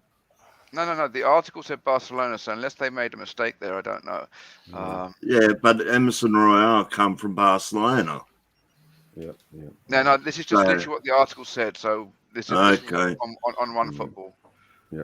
And Chris, Tottenham fans pinning hopes on agent Reggie persuading world-class Barcelona talent to move to London. I think it's just because he's been in Spain and he can talk to the Spanish guys or guys playing at Barcelona, is what it seemed to be.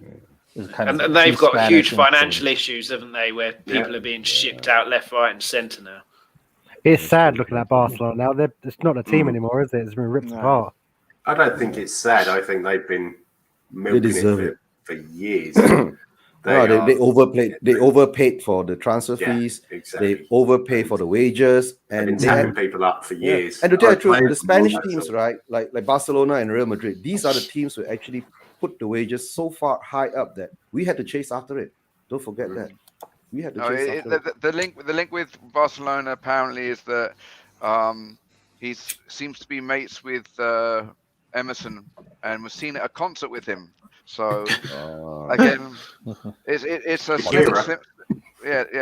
slim pickings regards latest news for Spurs since it's the international break. I mean, the saddest thing about Barcelona is that just all the players. Chris, if you want to leave, just let us know, and then you can just promote your channel and let us know where to find you. Yeah, it'll be about 10 minutes. I've got stuff to do on a Vorving Sunday.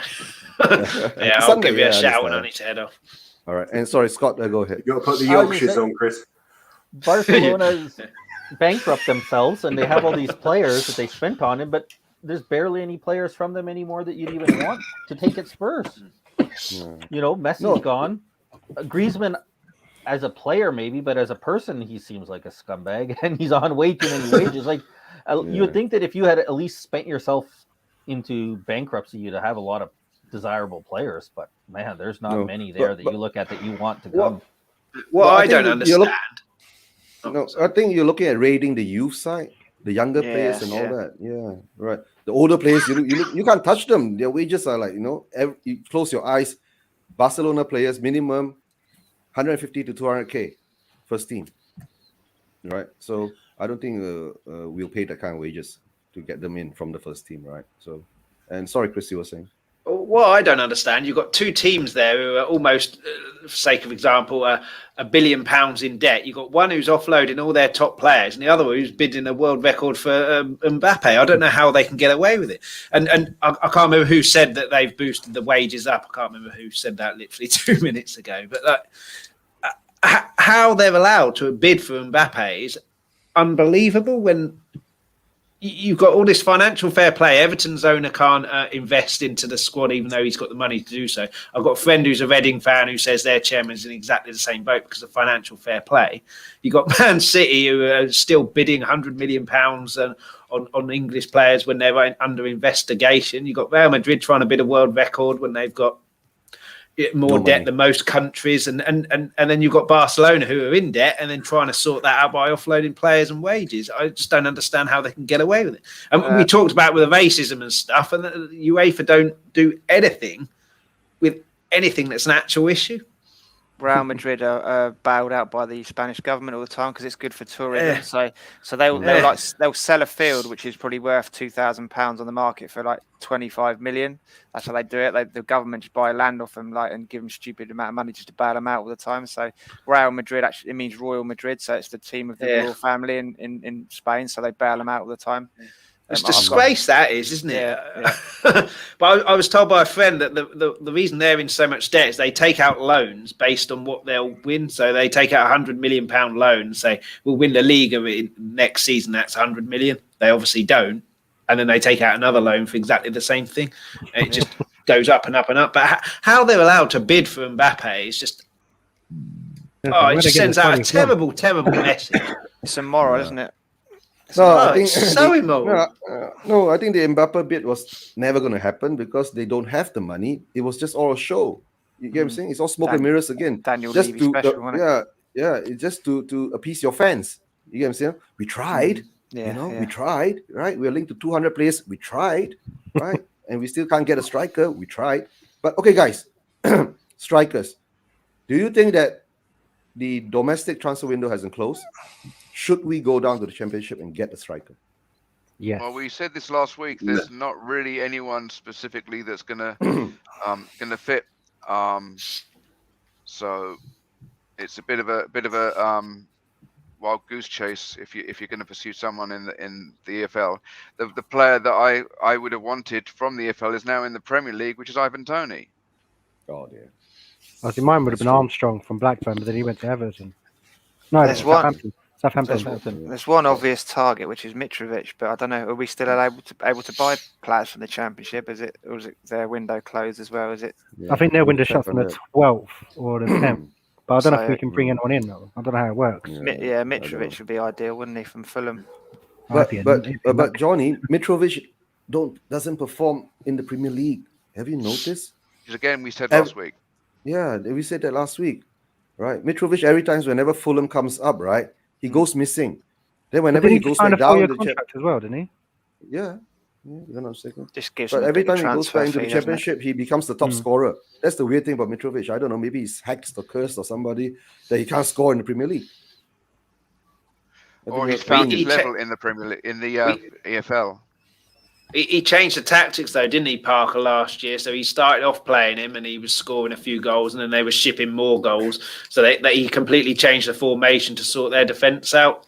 Yeah. And he hardly played, and they didn't score any goals. Yeah.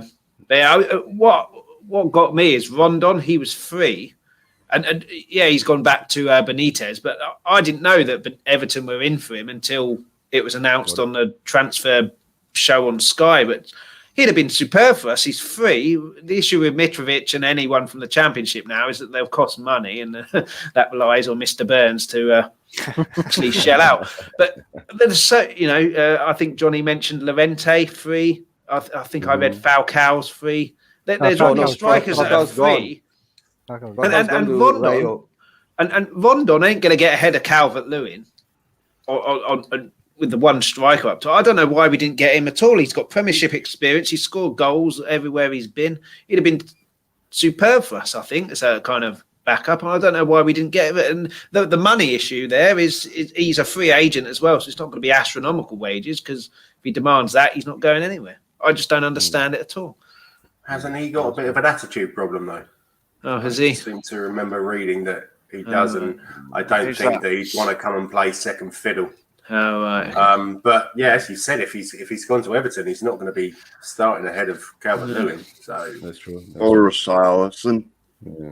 But don't forget, maybe Benitez is the attraction, Right. He's completely different as well. It's the same with Mitrovic. You've got Kane, who's a way of playing, but Mitrovic, Rondon, strong. You can literally hoof that up in the air, and they'll hold it up, and then it's up to the Suns, the Bergwijns, the Morvers to create the passes for him by catching up to him. A completely different way of playing. We've got no plan B at all. Yeah, that's why I was wondering about a guy like Kiefer Moore, because the same kind of idea. Like, he might. I don't want him starting, obviously, in the Premier League, but if you're down one and it's the 80th minute, you throw him up front. You can hit the long balls to him, kind of like how we used Lorente when he was here before, right? You can kick the ball up there. Then you can have Kane playing back a little bit more. He can knock it down to Kane or Son coming on.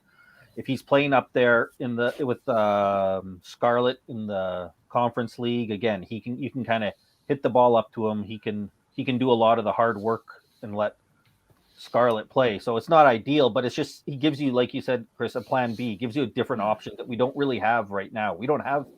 If we're bringing somebody off the bench, like what are they doing? They're not giving us another option, another possibility if we're down a goal. So why didn't we keep Vinny?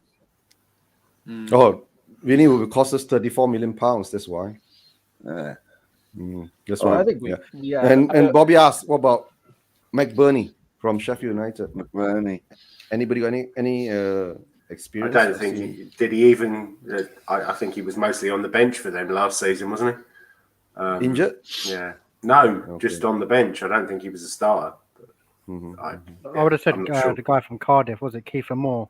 Yeah, Kiefer Moore, as Scott just said, Yeah. Anybody has done anything looking at like Ben Brereton or something like that? Andy Booth. English. Jesus, that's a name. One for the oldies out there. I think with that Barrington Barrington, he Brereton, would seem to be more of a long-term option, right? I'm not sure. Like, I'm sure he would be. He's better than the nothing we have, but I'm not like. I don't know if he has the experience that he would be a perfect fit just to kind of throw in late at games. I think if we were bringing him in, he would be more of like we're hoping to develop him, right? Because isn't he only 22 or something? Am I? Yeah, young. He's young. Yeah, 22, 23. I'm not second. So if we, I mean, and there's no reason why we can't have a player like that, right? We're talking about potential for Kane leaving next year. Doesn't necessarily mean that we have somebody to start, but it sure would be nice. And I know Scarlett, but I think at 17, he's probably looking at 2-3 years away still. Even if he is great, you still have a few years away. So, yeah, I don't. So then, why did we loan out Troy Parrott? Why didn't we keep Troy Parrott around? I'm not sure he's ready. Yeah. I mean, he wasn't great for who was it last season, Ipswich. Yeah. He's doing pretty well this season for MK Dons. Milton Keynes, yeah. And yeah, everyone was shouting about him a few seasons ago, but I think he needs playing time at a championship or League One club. And he seems to be doing pretty well, but I think it's going to take a while. I don't think he's going to be it's like Harry Kane. You know, he went out on loan how many times, and a few of them were not disastrous, but not great. Troy Parrott was one of the victims of the confidence vampire there, wasn't he, Jens? Confidence vampire. I think it's good sending him down to League One, getting him regular playing time, because last year he kind of, I think, was it at Ipswich he was, or wherever he was, he wasn't really, he didn't hit the ground running. I don't think they gave him, he started falling out of the team a bit. So send him down to League One. It might be a little bit too good for that league. I'm not sure, but then again, not quite ready for the championship. So send him out there, let him get a run of games, let him score some goals, get some confidence up, like Johnny was saying he's missing. And I think that's the best. Just let him go for a year, get regular games, and get back to playing football and scoring goals. That's true. Yeah. That's from Scarlett. Go on. Sorry.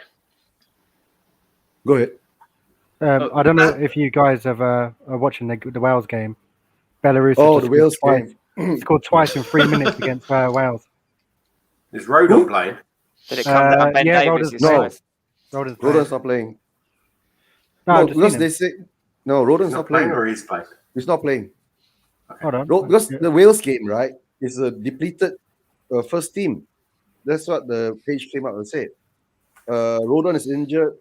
There's a host of no, it wasn't Rodon. It looked like him. Yeah. Both goals come down Ben Davies' side, Jamie, by any chance? Most probably. Yeah, it did actually on the left hand side. It did. Well, that's That's why I said, Ben Davies. I do like Ben Davies though. He's a good squad player.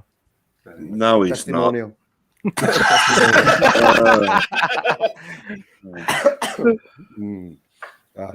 I thought Jens would get angry. If you've been at a club 7 or 8 years and all you are is a squad player, that says it all, doesn't it? Yeah. Yeah, I know. Oh, good old Ben. I still think he's relatively reliable. Yeah. But I tell you, and the sad part about this Wales game, they had to go all the way to Russia to play it. Ouch. Yeah. All the way to Russia to play it. Who have we got today? Is it Andorra? Andorra. Yeah, Andorra, yeah. Oh. England plays Andorra. I was thinking whether we want to talk about it or not, but I was thinking it's Andorra. Yeah. No, I'm hoping Great at least Kane will get a hat top trick. team. Yeah. I don't know if he'll play Eugene. They because they wanted to. I think they'll play him on the game on Wednesday, so they might not play him today because it's only Andorra. They might. I think he'll want to play, won't he? Because he'll be able to get some goals against that. He wants his goals, right? He does. Chase after, Hopefully, who's he chasing after? Rooney? Hopefully, Well, it's Calvert-Lewin. Calvert left. He was injured, wasn't he? That was I it? think. Okay. Yeah, we only got Bamford Calvert-Lewin's and Kane. injured. Yeah, he's left. Yeah. Kane and Bamford. So I'd like to see Bamford Kane give will. it a go. Yeah, Bamford. I'd like to see that as well. Yeah. England's top goal scorer, Rooney, right? If I'm not mistaken. Yeah. Unfortunately, so I think he's got 53 now. Rooney went above Bobby Charlton and Gary Lineker. I think Kane's on 39, I think. So he's got to chase after Rooney. I mean, if he can score 3 goals there for him, then he'll be happy, right? Put him on, get his goals early, bring back. Wayne Rooney only scored 1 goal in major tournaments. Harry Kane's already got 8 or 9, I believe. Yeah. Wayne Rooney scored like 5 against San Marino and Stat padding. Liechtenstein and stuff like that, didn't he? So Yeah, that's true. That's wasn't true. that. Even wasn't Ian that. Wright scored 4 goals against them, didn't he? I think he only got like 6 international goals, and 4 of them were against San Marino, weren't they? Yeah. that's true. Eugene, I'm going to have to head off, I'm afraid. Just let us know where we can find you. Take care. Yeah, Chris. you too, guys. See you, Chris. See you. Right. Cheers. See you, Chris. Bye-bye. Cheers, guys. All right. Cheers.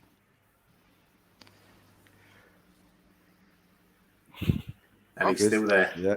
I thought you were Do you want to give your channel a shout out?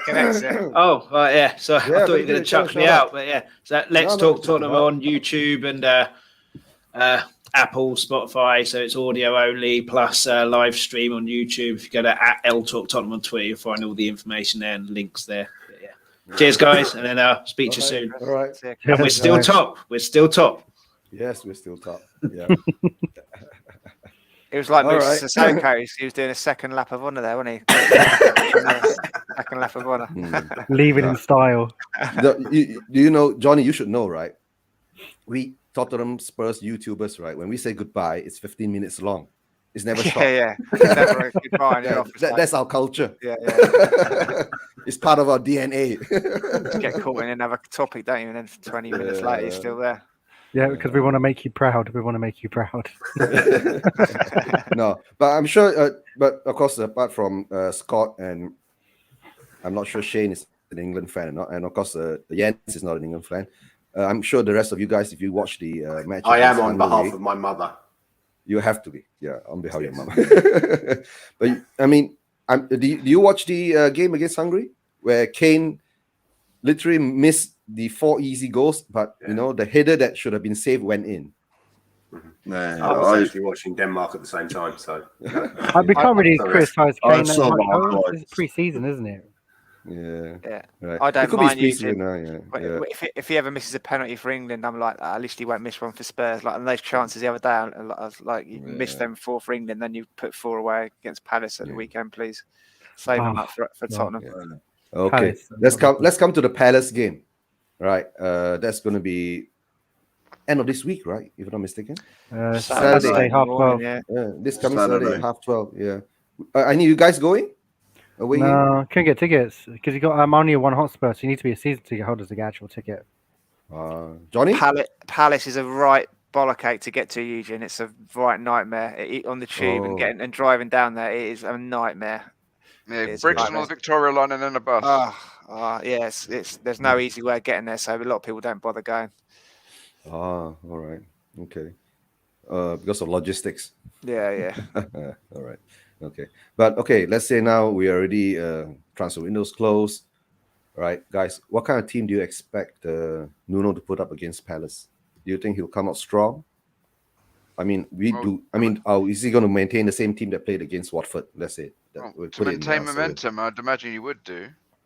Mm-hmm. All right. It's But of Sancho's going to be back course, though. You can't really plan, can you? Because you don't know who's going to come back injured and fresh from what time they're going to get back. All these quarantine regulations and stuff. It must be a nightmare for Nuno to even try and begin to plan. Like, who's going to be tired? Who's going to be injured? Mm-hmm. Are they going to quarantine in somewhere like Croatia first? Because they've only got to quarantine for 7 days when they get back into Croatia. Then they can come back from Croatia to England and only have to quarantine for 48 hours and give a negative result or something. Mad. But that's the guys from South America. I don't think that's the European teams. That means you're playing around in Europe, but there are no red listed countries in Europe, right? That we're playing in. I don't think so. England is England, and where I live is probably the worst in Europe at the moment. So. It is a nonsense. They're all in their bubbles and they're all tested every day, pretty much, aren't they? So they know they're okay. It's ridiculous. It's just political, isn't it? But Højbjerg played 5 minutes yesterday against the Faroe Islands. 5 minutes? Yeah, 5 minutes. He came on 85th minute, or probably just a little bit before. And then, funnily enough, when he came on, we scored. So what was the score? Yeah, that's nice. Was it just 1-0? 1-0. It was only 1-0. Yeah, it was 1-0. That nearly Yeah. backfired then, didn't it? Dropping your best player and not putting him on. Yeah. Jesus. Yeah. Well, no, it backfired the rest of the team as well. I think there were 2 starting members of the team. There was Schmeichel, obviously, and Christensen from Chelsea, and the rest of them were sort of second. But we used to, the Faroe Islands and us have a long history that we used to rule them, and they don't like us much. So, Okay. so Maybe giving Denmark was playing away, right? Or home? yes, yeah, we were playing in Playing Torshavn. away. Yeah. Okay. If you're playing away, then maybe just give And we them got some Israel on September the 7th. space. Okay. So they beat Let's- Austria yesterday 5-2, which really Whoa. surprised me. Wow. Austria. Yes, yeah. Mm. So it's them and us top of the. We haven't been beaten yet, and it's them and us at the top of the qualification round. So, Did your captain retire from international football in the end? The guy that helped Ericsson? yeah, no, he was on the bench. He's still he's there. still playing. Yeah, he's still playing. And guys, did you read that the FIFA wants to like suspend those who were supposed to go and didn't go? When they come back, they're not allowed to play. Isn't that weird? Mad, isn't it? Well, how's that about health? It's nothing to do with health. Is Yeah. it punishing someone because they didn't want to go to a red No, list the club country? didn't release them, so that means Yeah, they're not. You punish the player and you punish the club punish at the the same club time, so they right? can't. They're not Yeah. available for the next round of games. Yeah. So, So, so I don't. I reckon the team will be pretty much the same, just without the South Americans in it. So, I don't think any of the South American players were in the first team, were they?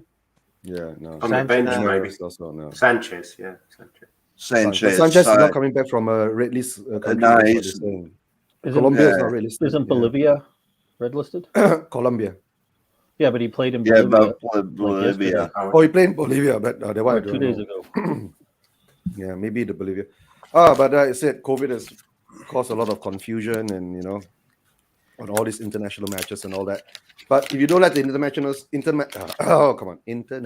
matches go on, right, then we will have a very bad kind of pile up for the World Cup qualifications. You see, so I think like a lot of people say, club over country, or country over club, that comes in. But Nuno has been quite a gentleman on this issue. Remember, when all this was happening, he did come out and say that I can't stop the players if they want to go because it's the pride of the nation that you're looking at.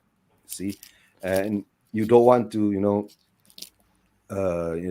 damper a spirit or something like that just because of regulations and all the quarantines and all that. So that's why I said, that's why sometimes I see Nuno, he's got a level head up there that he knows how to handle all these type of situations, which, to tell the truth, maybe he's the correct manager to come to Spurs now, you see, with all our chaos that we've been having, right? And a lot of times he says that we do have quality in our squad. It's just how to bring it out, all right? But of course, we also know that some players like Ndombele and all that has publicly come out and say that he doesn't want to play for us anymore and he wants to go. Is that true? Has he actually come up with a statement like that? Guys, have you come in? I think he finds it too difficult with the training and the running around. Yeah. There was a story, wasn't there, Eugene, that Nuno had got all the squad together and had gone round them all one by one and said, "Do you want to play for this football club?" Just basically to get lure the rats out of the woodwork. Mm-hmm. And apparently 2 players said no. So I think we can safely say Ndombele was one of them. I don't know who And the other one Aurier. was. Was it Aurier? Was it? Yeah, I think so. Sorry. Do you So think the that was news actually was true, or already- was that just a rumor? Yeah. Good question. Don't know. Very It was good. it was in the Sun, wasn't it? So probably. Oh. Well, the Sun done an article today, didn't they, saying Yeah. about Oh, they're not like happy with Paratici and Paratici, Hitchin. Yeah. Yeah. Yeah. Well, people, Seriously. Are they run by gooners? That was the mirror, wasn't it? Wow.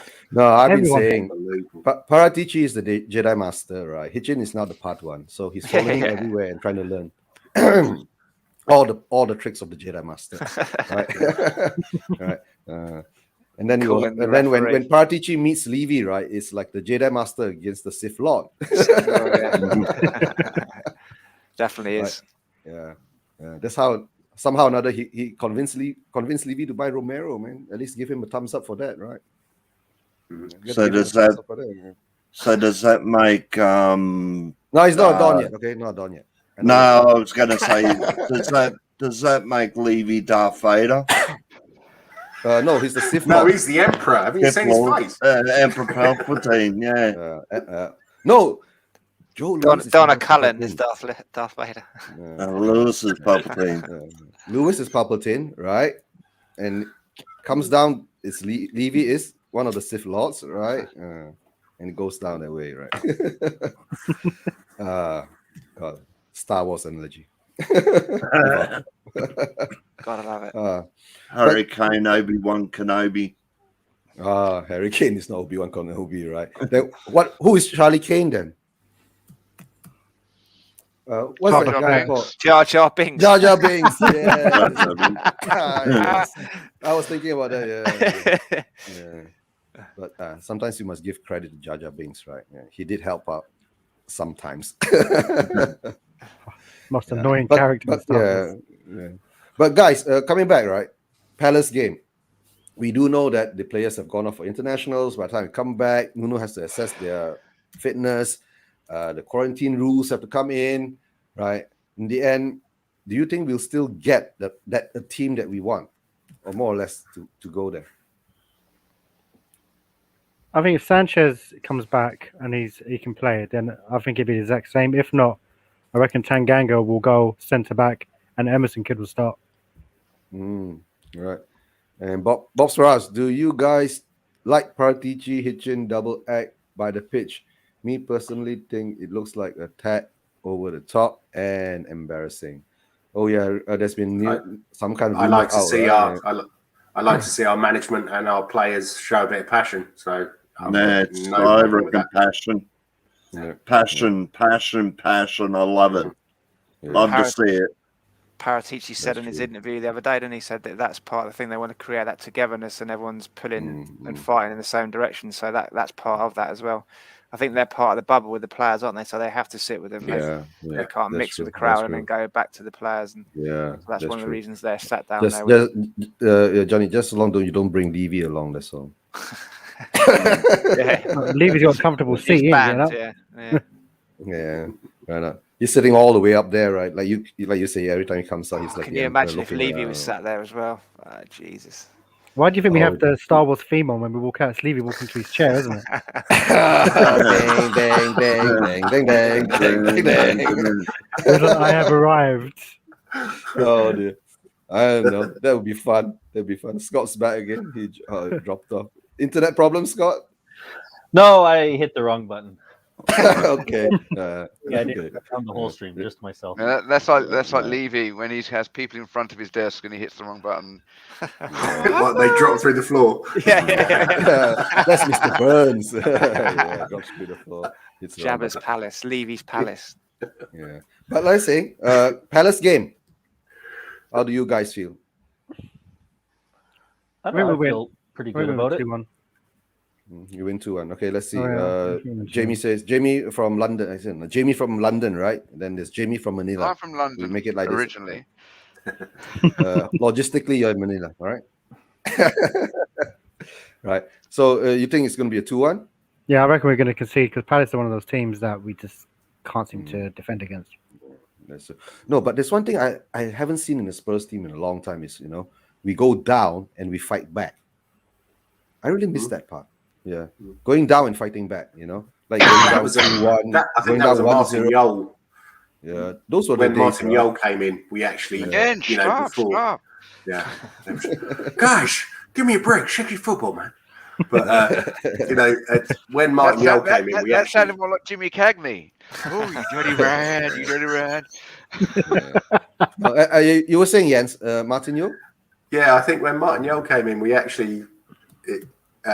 When we went down 1-0, before that, we just used to seem to give up. But when Martin Yole came in, it seemed that we actually tried to fight back and give it some. And then it's actually maybe not so much during AVB, but with Pochettino, definitely. You could Pochettino, always we were fancy us fitter. to score in the last 5 minutes. Yeah, with we're very much Pochettino. fitter than Alex Ferguson used to instill into his players that we never lose, we just run out of time. That's the kind of attitude you need, isn't it? We Yeah, just that's run right, out of yeah. time. Yeah. yeah. I'm kinda That's why they nervous call to you see- Einstein. Yeah. You, Kind of you nervous taught to me see how to what'll think. happen if we go Yeah. down. I think we've been, I think being scoring and being ahead in for most of the games has been really good for us. Mhm. I don't know, scared, but I'm not sure if we go down 1-0. It'll be interesting to see because I'm not sure that really suits us that well. Chasing the game, I think Yeah, we're much we- better We'll 0-0 score more or goals, up ahead. more goals generally, because we can't. But We're you not know, going to do no, 1-0 Scott, every season. being a Spurs fans, right? Sometimes when we are 3 up, we are even not confident. It could be 4-0 and 5 4 minutes to up. go. I'm still nervous. 4 up also not confident, right? I've been through so many times like that, you know. See, we're 3-0 4 up against Manchester United, and yeah, then 5-3. half time comes I along, remember second that half game. starts, and then bam, bam, bam, we are 5 down. So it's like Oh, crazy. ding dong, ding dong. Oh, ding dong. It's that ding Man dong City again. game as well, wasn't there? When we in the FFA Cup game, was FA that Cup 3-0 game. up? Yes, I was there. Yeah. Yeah. No, I remember that. Yeah. Joey Bloody Barton Messi. got sent off. Yeah, and John Mackin scored twice, didn't he? Or he scored the winner. With his head. Yeah. Yeah, that was, yeah. I remember that game.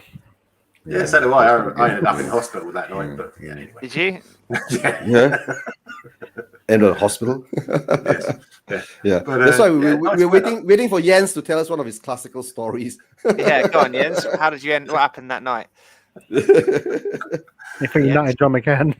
Well, yeah, we were obviously 3-0 up at half time, and that was great. And then we lost 4-3, and I'd gone to the match with my brother, and we got out on the high road, and we were not very happy. Went into the local off license, bought a bottle of whiskey, and drank it on the way home. I lived in West London at that time, down in Northfields. But unfortunately, my flat was on the first floor with concrete steps. So we drank the whiskey Okay. between us, and I managed to fall over and cut my eye quite badly. So I've never had a very good thing when having too much to drink. When I fall over, I don't put my hands out. So yes, yeah. So I woke up in the morning and I was like, "You're right, sweetheart." And she said, "What are you talking about?" It's like, "What do you mean?" She said, "You've been in hospital all night. You've only just come back." And I didn't remember. But anyway, So you didn't know when to stop. no, I didn't know when to stop. Yeah, Stop. but that's when you were young, right? When we were young. No, that was 2 weeks ago. No.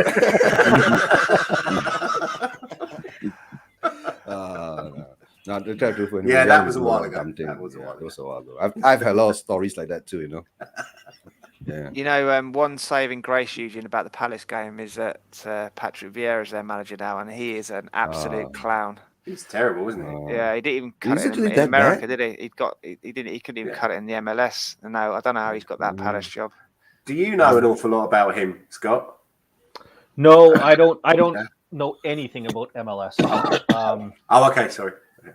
No, I don't watch it at all. I guess we have 3 teams in Canada, and that shows how much I know. I don't even know the I know teams. Toronto are there. But I'm not Yeah. from The any of Vancouver the Whitecaps. places where they have teams. Okay. Okay. And I don't know how much you know about Canada, but pretty much everybody hates Toronto that isn't from Toronto. There's no way I'm going to support one of their teams. And then, Okay, fair enough. yeah, so no, I don't follow MLS. I don't know. Because they're anything about it. pseudo-American. Sorry. No, people, Toronto thinks that they're the center of the universe, so that everything revolves around. It's a big thing, I especially. thought that was London. Well, I'm sure there's lots of places, right, in every country that has the same kind of deal. But Isn't that where the two Bryans are from? Aren't they from Toronto? Yeah. Yes, they are, Yeah. and Ryan Diggle and Abdul Brian Kareem, Adams. I don't know if you know him. Yeah, He's Abdul on Kareem, Wills a lot. I Yeah, think he's Abdul from Kareem there. too. Yes. And Cody's about Yeah. I think 2 hours, an hour 2 hours north or away. something of it Yeah. like that. But yeah, I don't want to get too much into the Canadian politics, but I'm from the western part of the country, and yeah, it's a big big deal. You're We could from the do- cool part. That's right. So more Vancouver, It's bloody freezing. Not quite Vancouver. I'm close to Calgary, if you know where that is. Calgary, yeah. All right, yeah. The We call home it of out Brett the west, but it's Hitman not- Hart, Scott. Yep. The winner. Oh, yeah. him. Harry Alberta, Canada. He went Right. to Oh, his yeah. kids went to school with my daughter was friends awesome. with his, and I've Oh, met him a brilliant. couple times. He lived Actually, like 10 minutes away from where I grew up when I was I actually met him coincidentally. I spent 11 years working for London Transport, and one day at Tottenham Court Road Station, I was at the bottom of the escalators by one of the maps, and he came up, and I didn't say anything to him in the sense of recognizing him, but I recognized him, and he just came and said, "Do you know where the Black Line is?" And I was like, "It's over." And he's Northern Line, yeah. yeah. But he's tiny. Is he? He's like 5'7" or something. Wow. Did he have his soul glow in his hair, his curly hair? Yeah, I think he did. Yeah, but he's one of these guys that's as wide as he is tall type. Yeah, You know, so. he's not tall, but he is thick. Massive. I used to have a pair of his glasses. I got him at went to watch him once. Had the old Brett the Hitman Hart glasses when I was little. Yeah, I had a signed autograph picture from him because you knew where I lived. Everybody knew his house. He had a big house for the district that I lived in, and like I said, a big house with a big mouse. We would go there, and you'd knock on his door, and he'd have pictures, and he'd sign for kids. He's a nice guy. He'd show up, like I said, to the Christmas concerts. He was polite when he came through the station. Yeah, so. He'd come to the Christmas concerts at the school for the kids and everything like that. Just like why wouldn't he be a regular guy? But everybody would look, and you knew who he was. Their whole family is big. The Hart family is a big family in Calgary. He has a bunch of brothers that wrestled too. He died, didn't he? Owen Hart. Owen Hart. Yeah, he died. Guys, we're reaching to 2-hour mark soon, right? Since this is the international break, and nothing much. Any subjects or any topics interesting that you all want to talk about? Not really. Yeah, I got one. All right. That's been discussed on a few of the other channels. Mm-hmm. Do you think Harry Kane slows the play down too much? From dropping back? Yeah, dropping back. He just slows the play down a bit too much. When Harry Kane's not on the pitch, we seem to be more fluid and free flowing. When Harry Kane's there, it just seems to slow down a little bit. The tempo doesn't seem to be there. Depends which formation we're playing. I think Harry Kane is best in the 4-2-3-1. 4-3-3 doesn't seem. He's just down the road from me, funnily enough. I still prefer to have him on the pitch, but he does slow the play down a lot. Yeah. You know, he's wonderful on the pitch, but it just seems to be slow. Yeah, I think he's only been dropping off since Eriksen's left. That's when he's dropped off a lot more. Yeah. Because it feels like he has to do it himself. So it's a good problem to have. Who do you think, Jamie? Who can replace him in the team that we have at the moment? Do you think Gil can do that, or Gil? Sorry. I don't know, because to be honest, the guys we bought, I only know 2 of them. The other 3 I ain't got a clue of until they came in. Okay. Mm-hmm. So, but seeing Gil so far, or Gil, I think he's got potential. Yeah. I think I would play him as a number 10 instead of a winger, because we've got too many wingers as it is. So I'd play him as number 10 if it was me. Yeah. Then we have to change the formation to do that. I think Mora. Because where would he fit in? Mora's good in the middle. Yeah, Mora's good in the middle. Yeah. But to me, I think Harry Kane has been found out, right? Ever since last season, his 14 assists and all that. Whenever he gets the ball, I think 3 players will be on him. And they don't give him space to pass. Not like last season when they gave him space to pass, right? Son just ran through. So I think this is why we need to get Traore, because then took 2 people away. Kane would have been fine in the middle. It'll make space for others, though, and if they're doubling up on Kane, so there'll be space elsewhere, Eugene. So it's not a bad thing. I understand. Yeah. But the thing is that if you can't pass the ball, but if Traore came, but we're not going to pay £50 million for him, right? Well, no, apparently we bid 30 million. We've got Bergwijn. We bid 30 for him, but Wolves wanted 50. That's the problem. If he doesn't sign a contract in January, before January, I reckon we get him in Jan window. But there's a rumor out there they're going to extend his contract now and make him the highest paid player. I don't think he wants to play. I don't think he wants to stay. No, apparently he wanted to Why- join us, but everyone does, don't they? So Somehow everybody wants go- to join us. Yeah. Somehow, That's the like other thing. Tomiyasu, right? Before the Olympics, he wants to join us. During the Olympics, he wants to join us. After I the don't Olympics, he believe wants any of to that join us. rumors. So I think apparently that Yeah. was his agent offering to everyone. If we wanted him, we would have paid that 17 million that Arsenal did, and we spent 30 million on a young kid that we hadn't heard of. He must be awful because you're going to make that money back in shirt sales alone in Japan, aren't you? So he must Yeah. be he must be effing awful. Yeah. If they didn't even want to take a punt on him for that. If we were going for the Japanese market, there's only one player in Europe that I would have gone for, and that's Daiichi Kamada. The camp from Eindhoven, Frankfurt. He's an absolute baller. If you ever go and check out clips on YouTube, he's just mind blowing. The talent he's got is just brilliant, and he'd capture the Japanese market in an instant. Yeah, Surprised more Japanese people don't follow Tottenham because Perryman and Ardiles were out there for a while, weren't they? Yeah. Managing. Yeah. We had Toda as well. Yeah. Well, Yeah. the Aussie Ange Postecoglou that's coaching Celtic now has just come over from the Japanese league, the J League. Yeah, He's gone over to coach Celtic. I think he was at Yokohama. Yeah, they've got a forward from Japan as well, haven't they? He's been knocking them in massively. Yeah, this true. season. So yeah. Furuhashi, no, economics. Is it? Yeah. Yeah. But he's tiny, absolutely tiny. Just like Bret Hart. Messi style. Bloody quick, though. Japanese very Bret Hart. quick. Bret Hart. But don't forget, they got Joe Hart, right? Yeah. And CCV. Yeah, they got Joe Hart. They could get Bret Hart as well. And they got CCV, right? Don't forget, they got CCV too. We gave him CCV. I think it'd be a good season for Carter's over there. I think he'd do well because it's less. I hope so. He's not a bad player, is he? He's not a bad player. He gets a lot of stick, but at least he comes back. He chucks his body in. He's not. He's not Premiership quality just yet. But I think he did well at Bournemouth, and I think he did well at Luton as well. So yeah, no, he did well because they were going to sign him, but wouldn't they? But then I think Jonathan Woodgate him do came. well.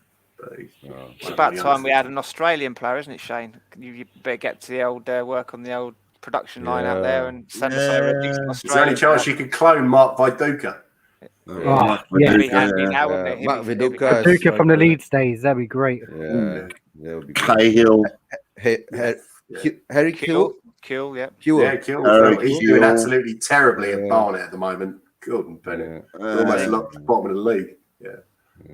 Was it Owen Hart? Was it Owen Hart? What was his name for Leeds?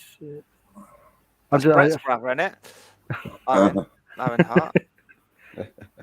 Ian Hart, he played Ryan. Ian Hart. Ian Hart. Yo, he played until he was 43, right? Actually. Spider Colich. He's Australian, wasn't he? Mark Schwarzer. Mark Bosnich. Was it Fish as well? Bosnich as well. Yeah. We'll leave Bosnich out of this with the old Hitler salute. There's quite a few Aussie talented players out there. There's a guy on Twitter called Aussie Scout, and he goes around and he finds all the young players in Australia and promotes them, and there's quite a few young kids coming through now that could make it, but that's probably not for another 5 or 10 years. So that's right. We're signing them now. With the Greek and Cypriot expats over there, they haven't produced. Italian, Greek, Croatian, Turkey, Serbian. You think they'd have brought all over with them? Yeah. What about Hogues and Strop?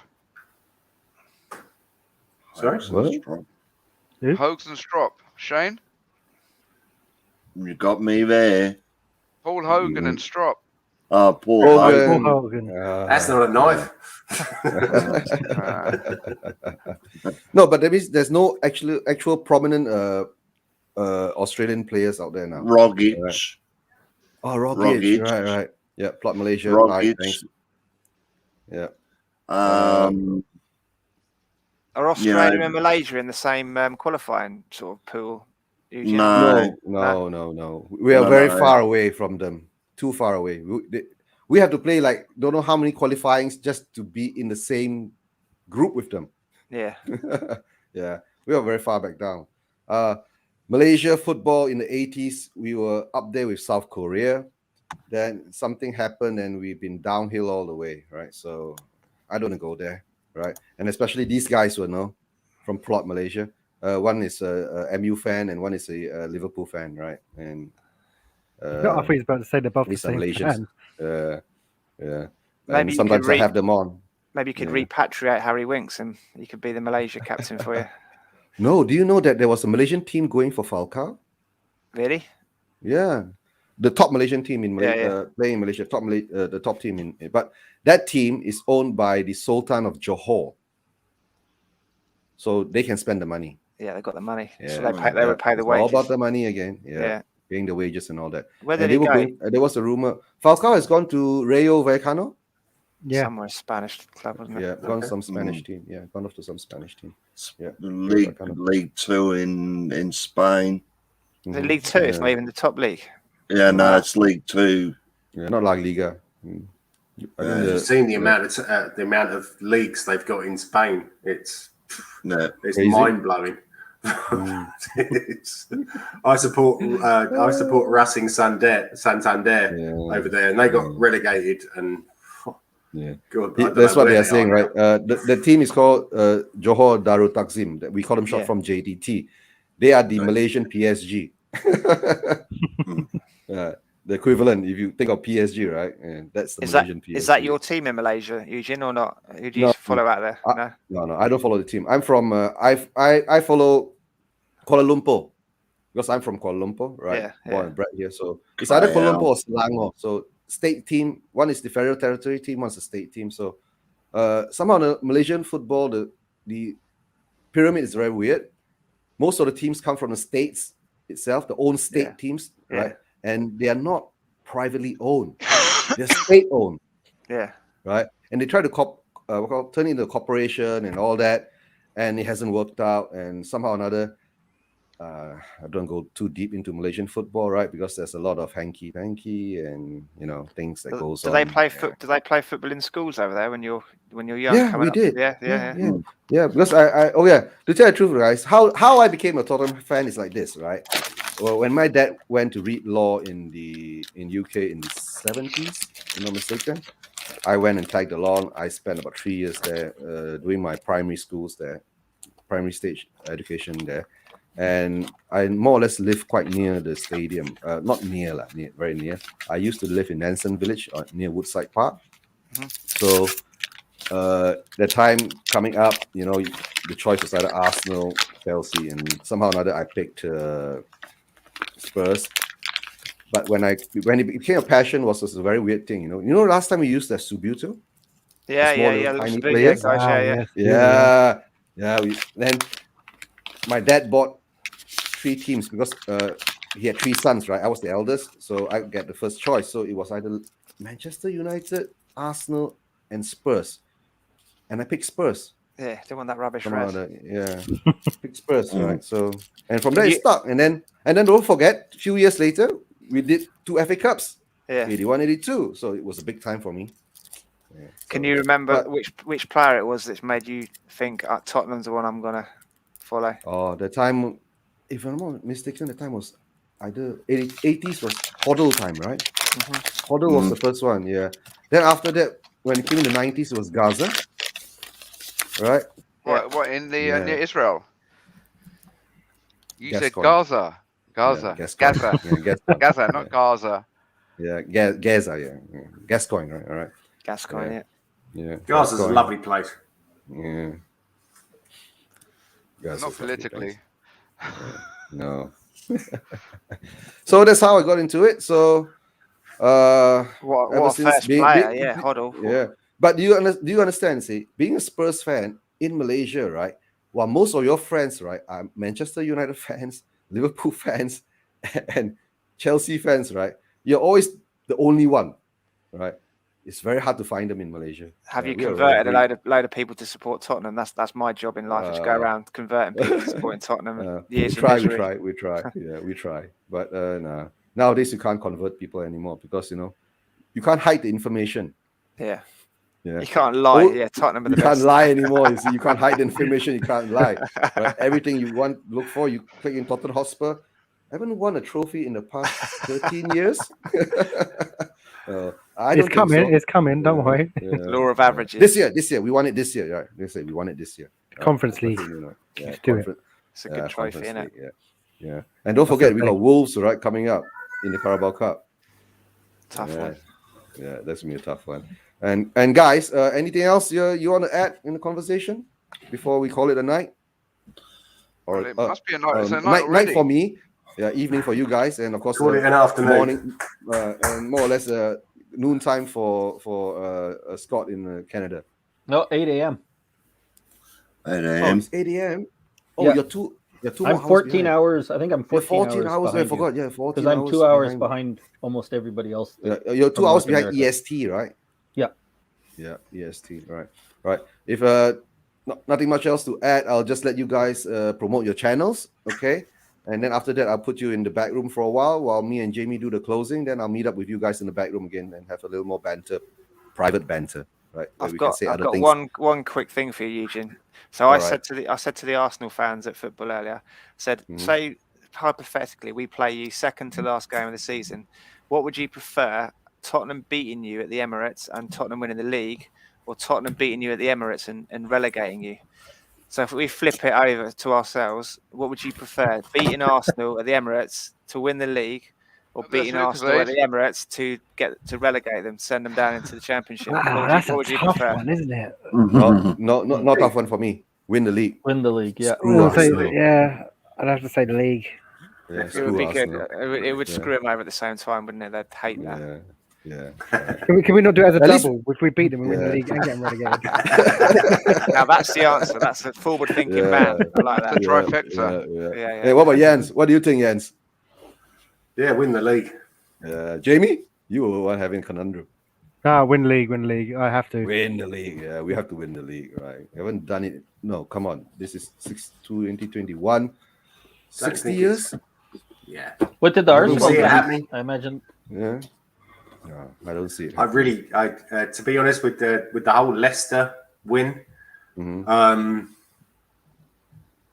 do you guys feel about that? I always thought there was something a little bit dodgy about how they almost got relegated in the next season. Leicester win. I'll explain to you behind the stage, not in front. Okay. Right? Because it's very controversial. Yeah. Asian thinking. I'll let you know what's Right, Asian yeah. thinking. It's gonna kick off. Not in front of, not live on YouTube. No, they might hold it against me, and then I don't want all the Thai people coming after me. My two nephews. Okay, let's go around on Johnny's question. Shane, what do you think? Win the league or relegate Arsenal? Win the league. Jamie, Manila. Okay.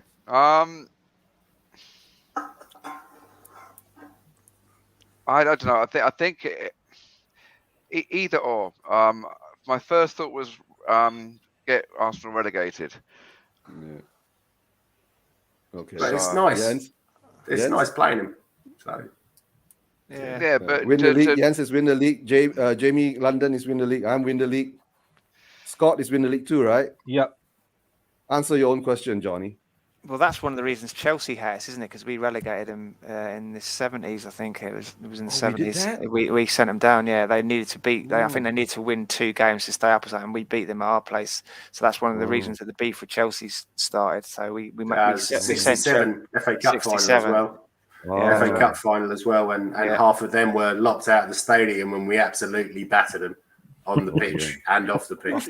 And so that's why they don't like us. And off the pitch. Okay. Yes, and off the pitch.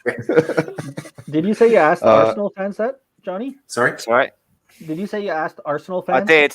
And they And both what was their answer? they grunted at me, pulled a face, and then walked away. No answer. That's an All right. interesting Right. thing. Right. You know, Right. the other Right. way. That was AFTV, was it? Yeah. Oh no.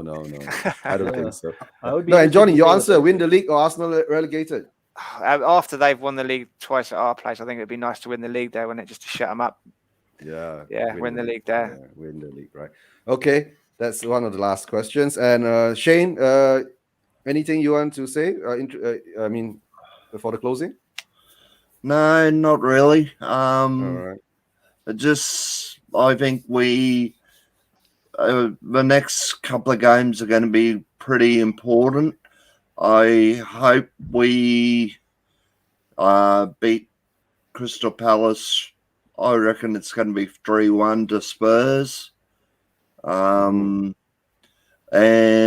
I hope Nuno is going to put out a good side against Wolves. I reckon we're going to have a good cup run this year. So hopefully we might bring home silverware this year. That'd be nice. Yeah, that'd be nice. Yeah. And Nice. Jens, Amazing. Sorry. Jens, your closing thoughts, or if you have a yeah, channel or anything. Well, I'm on Mr. Einstein's channel, Shelfside Spurs. Yeah, me and Jens set that up. If you haven't watched the one that we did on Friday, please tune in because that was probably the funniest one we've done in a long time. What was the channel called? Sorry. Thanks for the support. Yeah. Yeah, and I think Shelfside Spurs. yeah, Shelfside. Shelfside Spurs. Yeah. Yeah. Don't key in Johnny Einstein. You find something else different. Yeah, Shelfside Spurs on YouTube. Shelfside Jamie. Spurs. Yeah, on YouTube. Oh, okay. And Yeah, thanks, got it. Jan.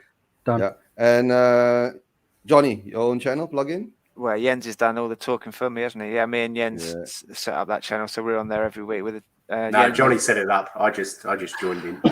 Jens has a quiz every week. He puts his lucky hat on, doesn't he? And I demand a recount for that one. I'm sure that I got more points. Sorry. It was on Jose Dominguez this week. The quiz was on, wasn't it? Jose Dominguez. Jose Dominguez. Wow. Jose Dominguez. Dominguez, All right. So Jens answered 10 questions on Jose Dominguez. I think he got most of them right. I got more than they said I did. There were multiple choice answers as well. So and of course, Jamie from London, your channel, and how do we find you? If you go on YouTube, you find me. Yes. Talking Tottenham TV, Spurs content. I do as much as I can, but work's getting away at the moment. So, but yeah, if you guys want to come over, subscribe, it'd be fantastic. Can talk Spurs, get depressed together. And Scott is new. Positive mental thinking, mate. Yeah. he's a realist. He's a realist. Yeah, he's a realist. Yeah. I'm buzzing at the moment. We're still top, so it's all right. We're still top. Exactly. We're still staying top. Yeah, and Scott, no channel yet, but Scott has been No channel. Just strong in the supporter. comments, and Strong love coming supporter on in here, comments. especially during the watch-alongs you've been doing here this season. So Yeah, crazy watch-alongs, crazy show. Yeah, I have my crazy shows. Yeah. And thanks, guys. Thanks you all for being on the show. I'll catch you guys up in the back room, and I'll tell you the story about Leicester. Okay, don't go away yet. All right, or I'll put you at the back. Come on, you Spurs. Come on, you Come on, you Spurs. Spurs. And let Scott. Come on, you Spurs. Right. Keep kicking him out. No, taking you off one by one so I can do the closing with Jamie, and I'll catch up with you guys behind. So, Jamie, 2 hour show, good show, right? Don't have to put it for too long since it's just the international break. We managed to make something of not much because with the international break, so we're just waiting for things to restart again. All right. So, guys, if you're still watching and if you're watching the recorded version, thanks for your support. Right, people like Wayne Bonner has always been here supporting us. Plot Malaysia, Ramen Harry, thank you. John Fitzpatrick, right, thanks for being here. Bob Spur is a legend. He's always supporting us. Brian Daigle is always here supporting us too. Right, who else do we have? Chris Agamba. Chris, thanks. Yusuf. Yeah. Yep. Chris is not Holly's sister or cousin or anything. They're just the same surname. And of course, we have Yusuf, right? Thanks, Yusuf. And Vibaf, send you the link, but you didn't jump on. Maybe you're busy, right? And guys, thank you all, right, for supporting Spurs Vision TV. If you're watching later, please smash a like and a subscribe, right? And put on the notification bell to see when we are coming on again. And I think if I'm not mistaken, I'll be doing the midweek show again coming up this Wednesday or Thursday or Tuesday. We'll see when it goes. I'll talk to Saikat and see how to arrange that. And if you're free, Jamie, hop on, right?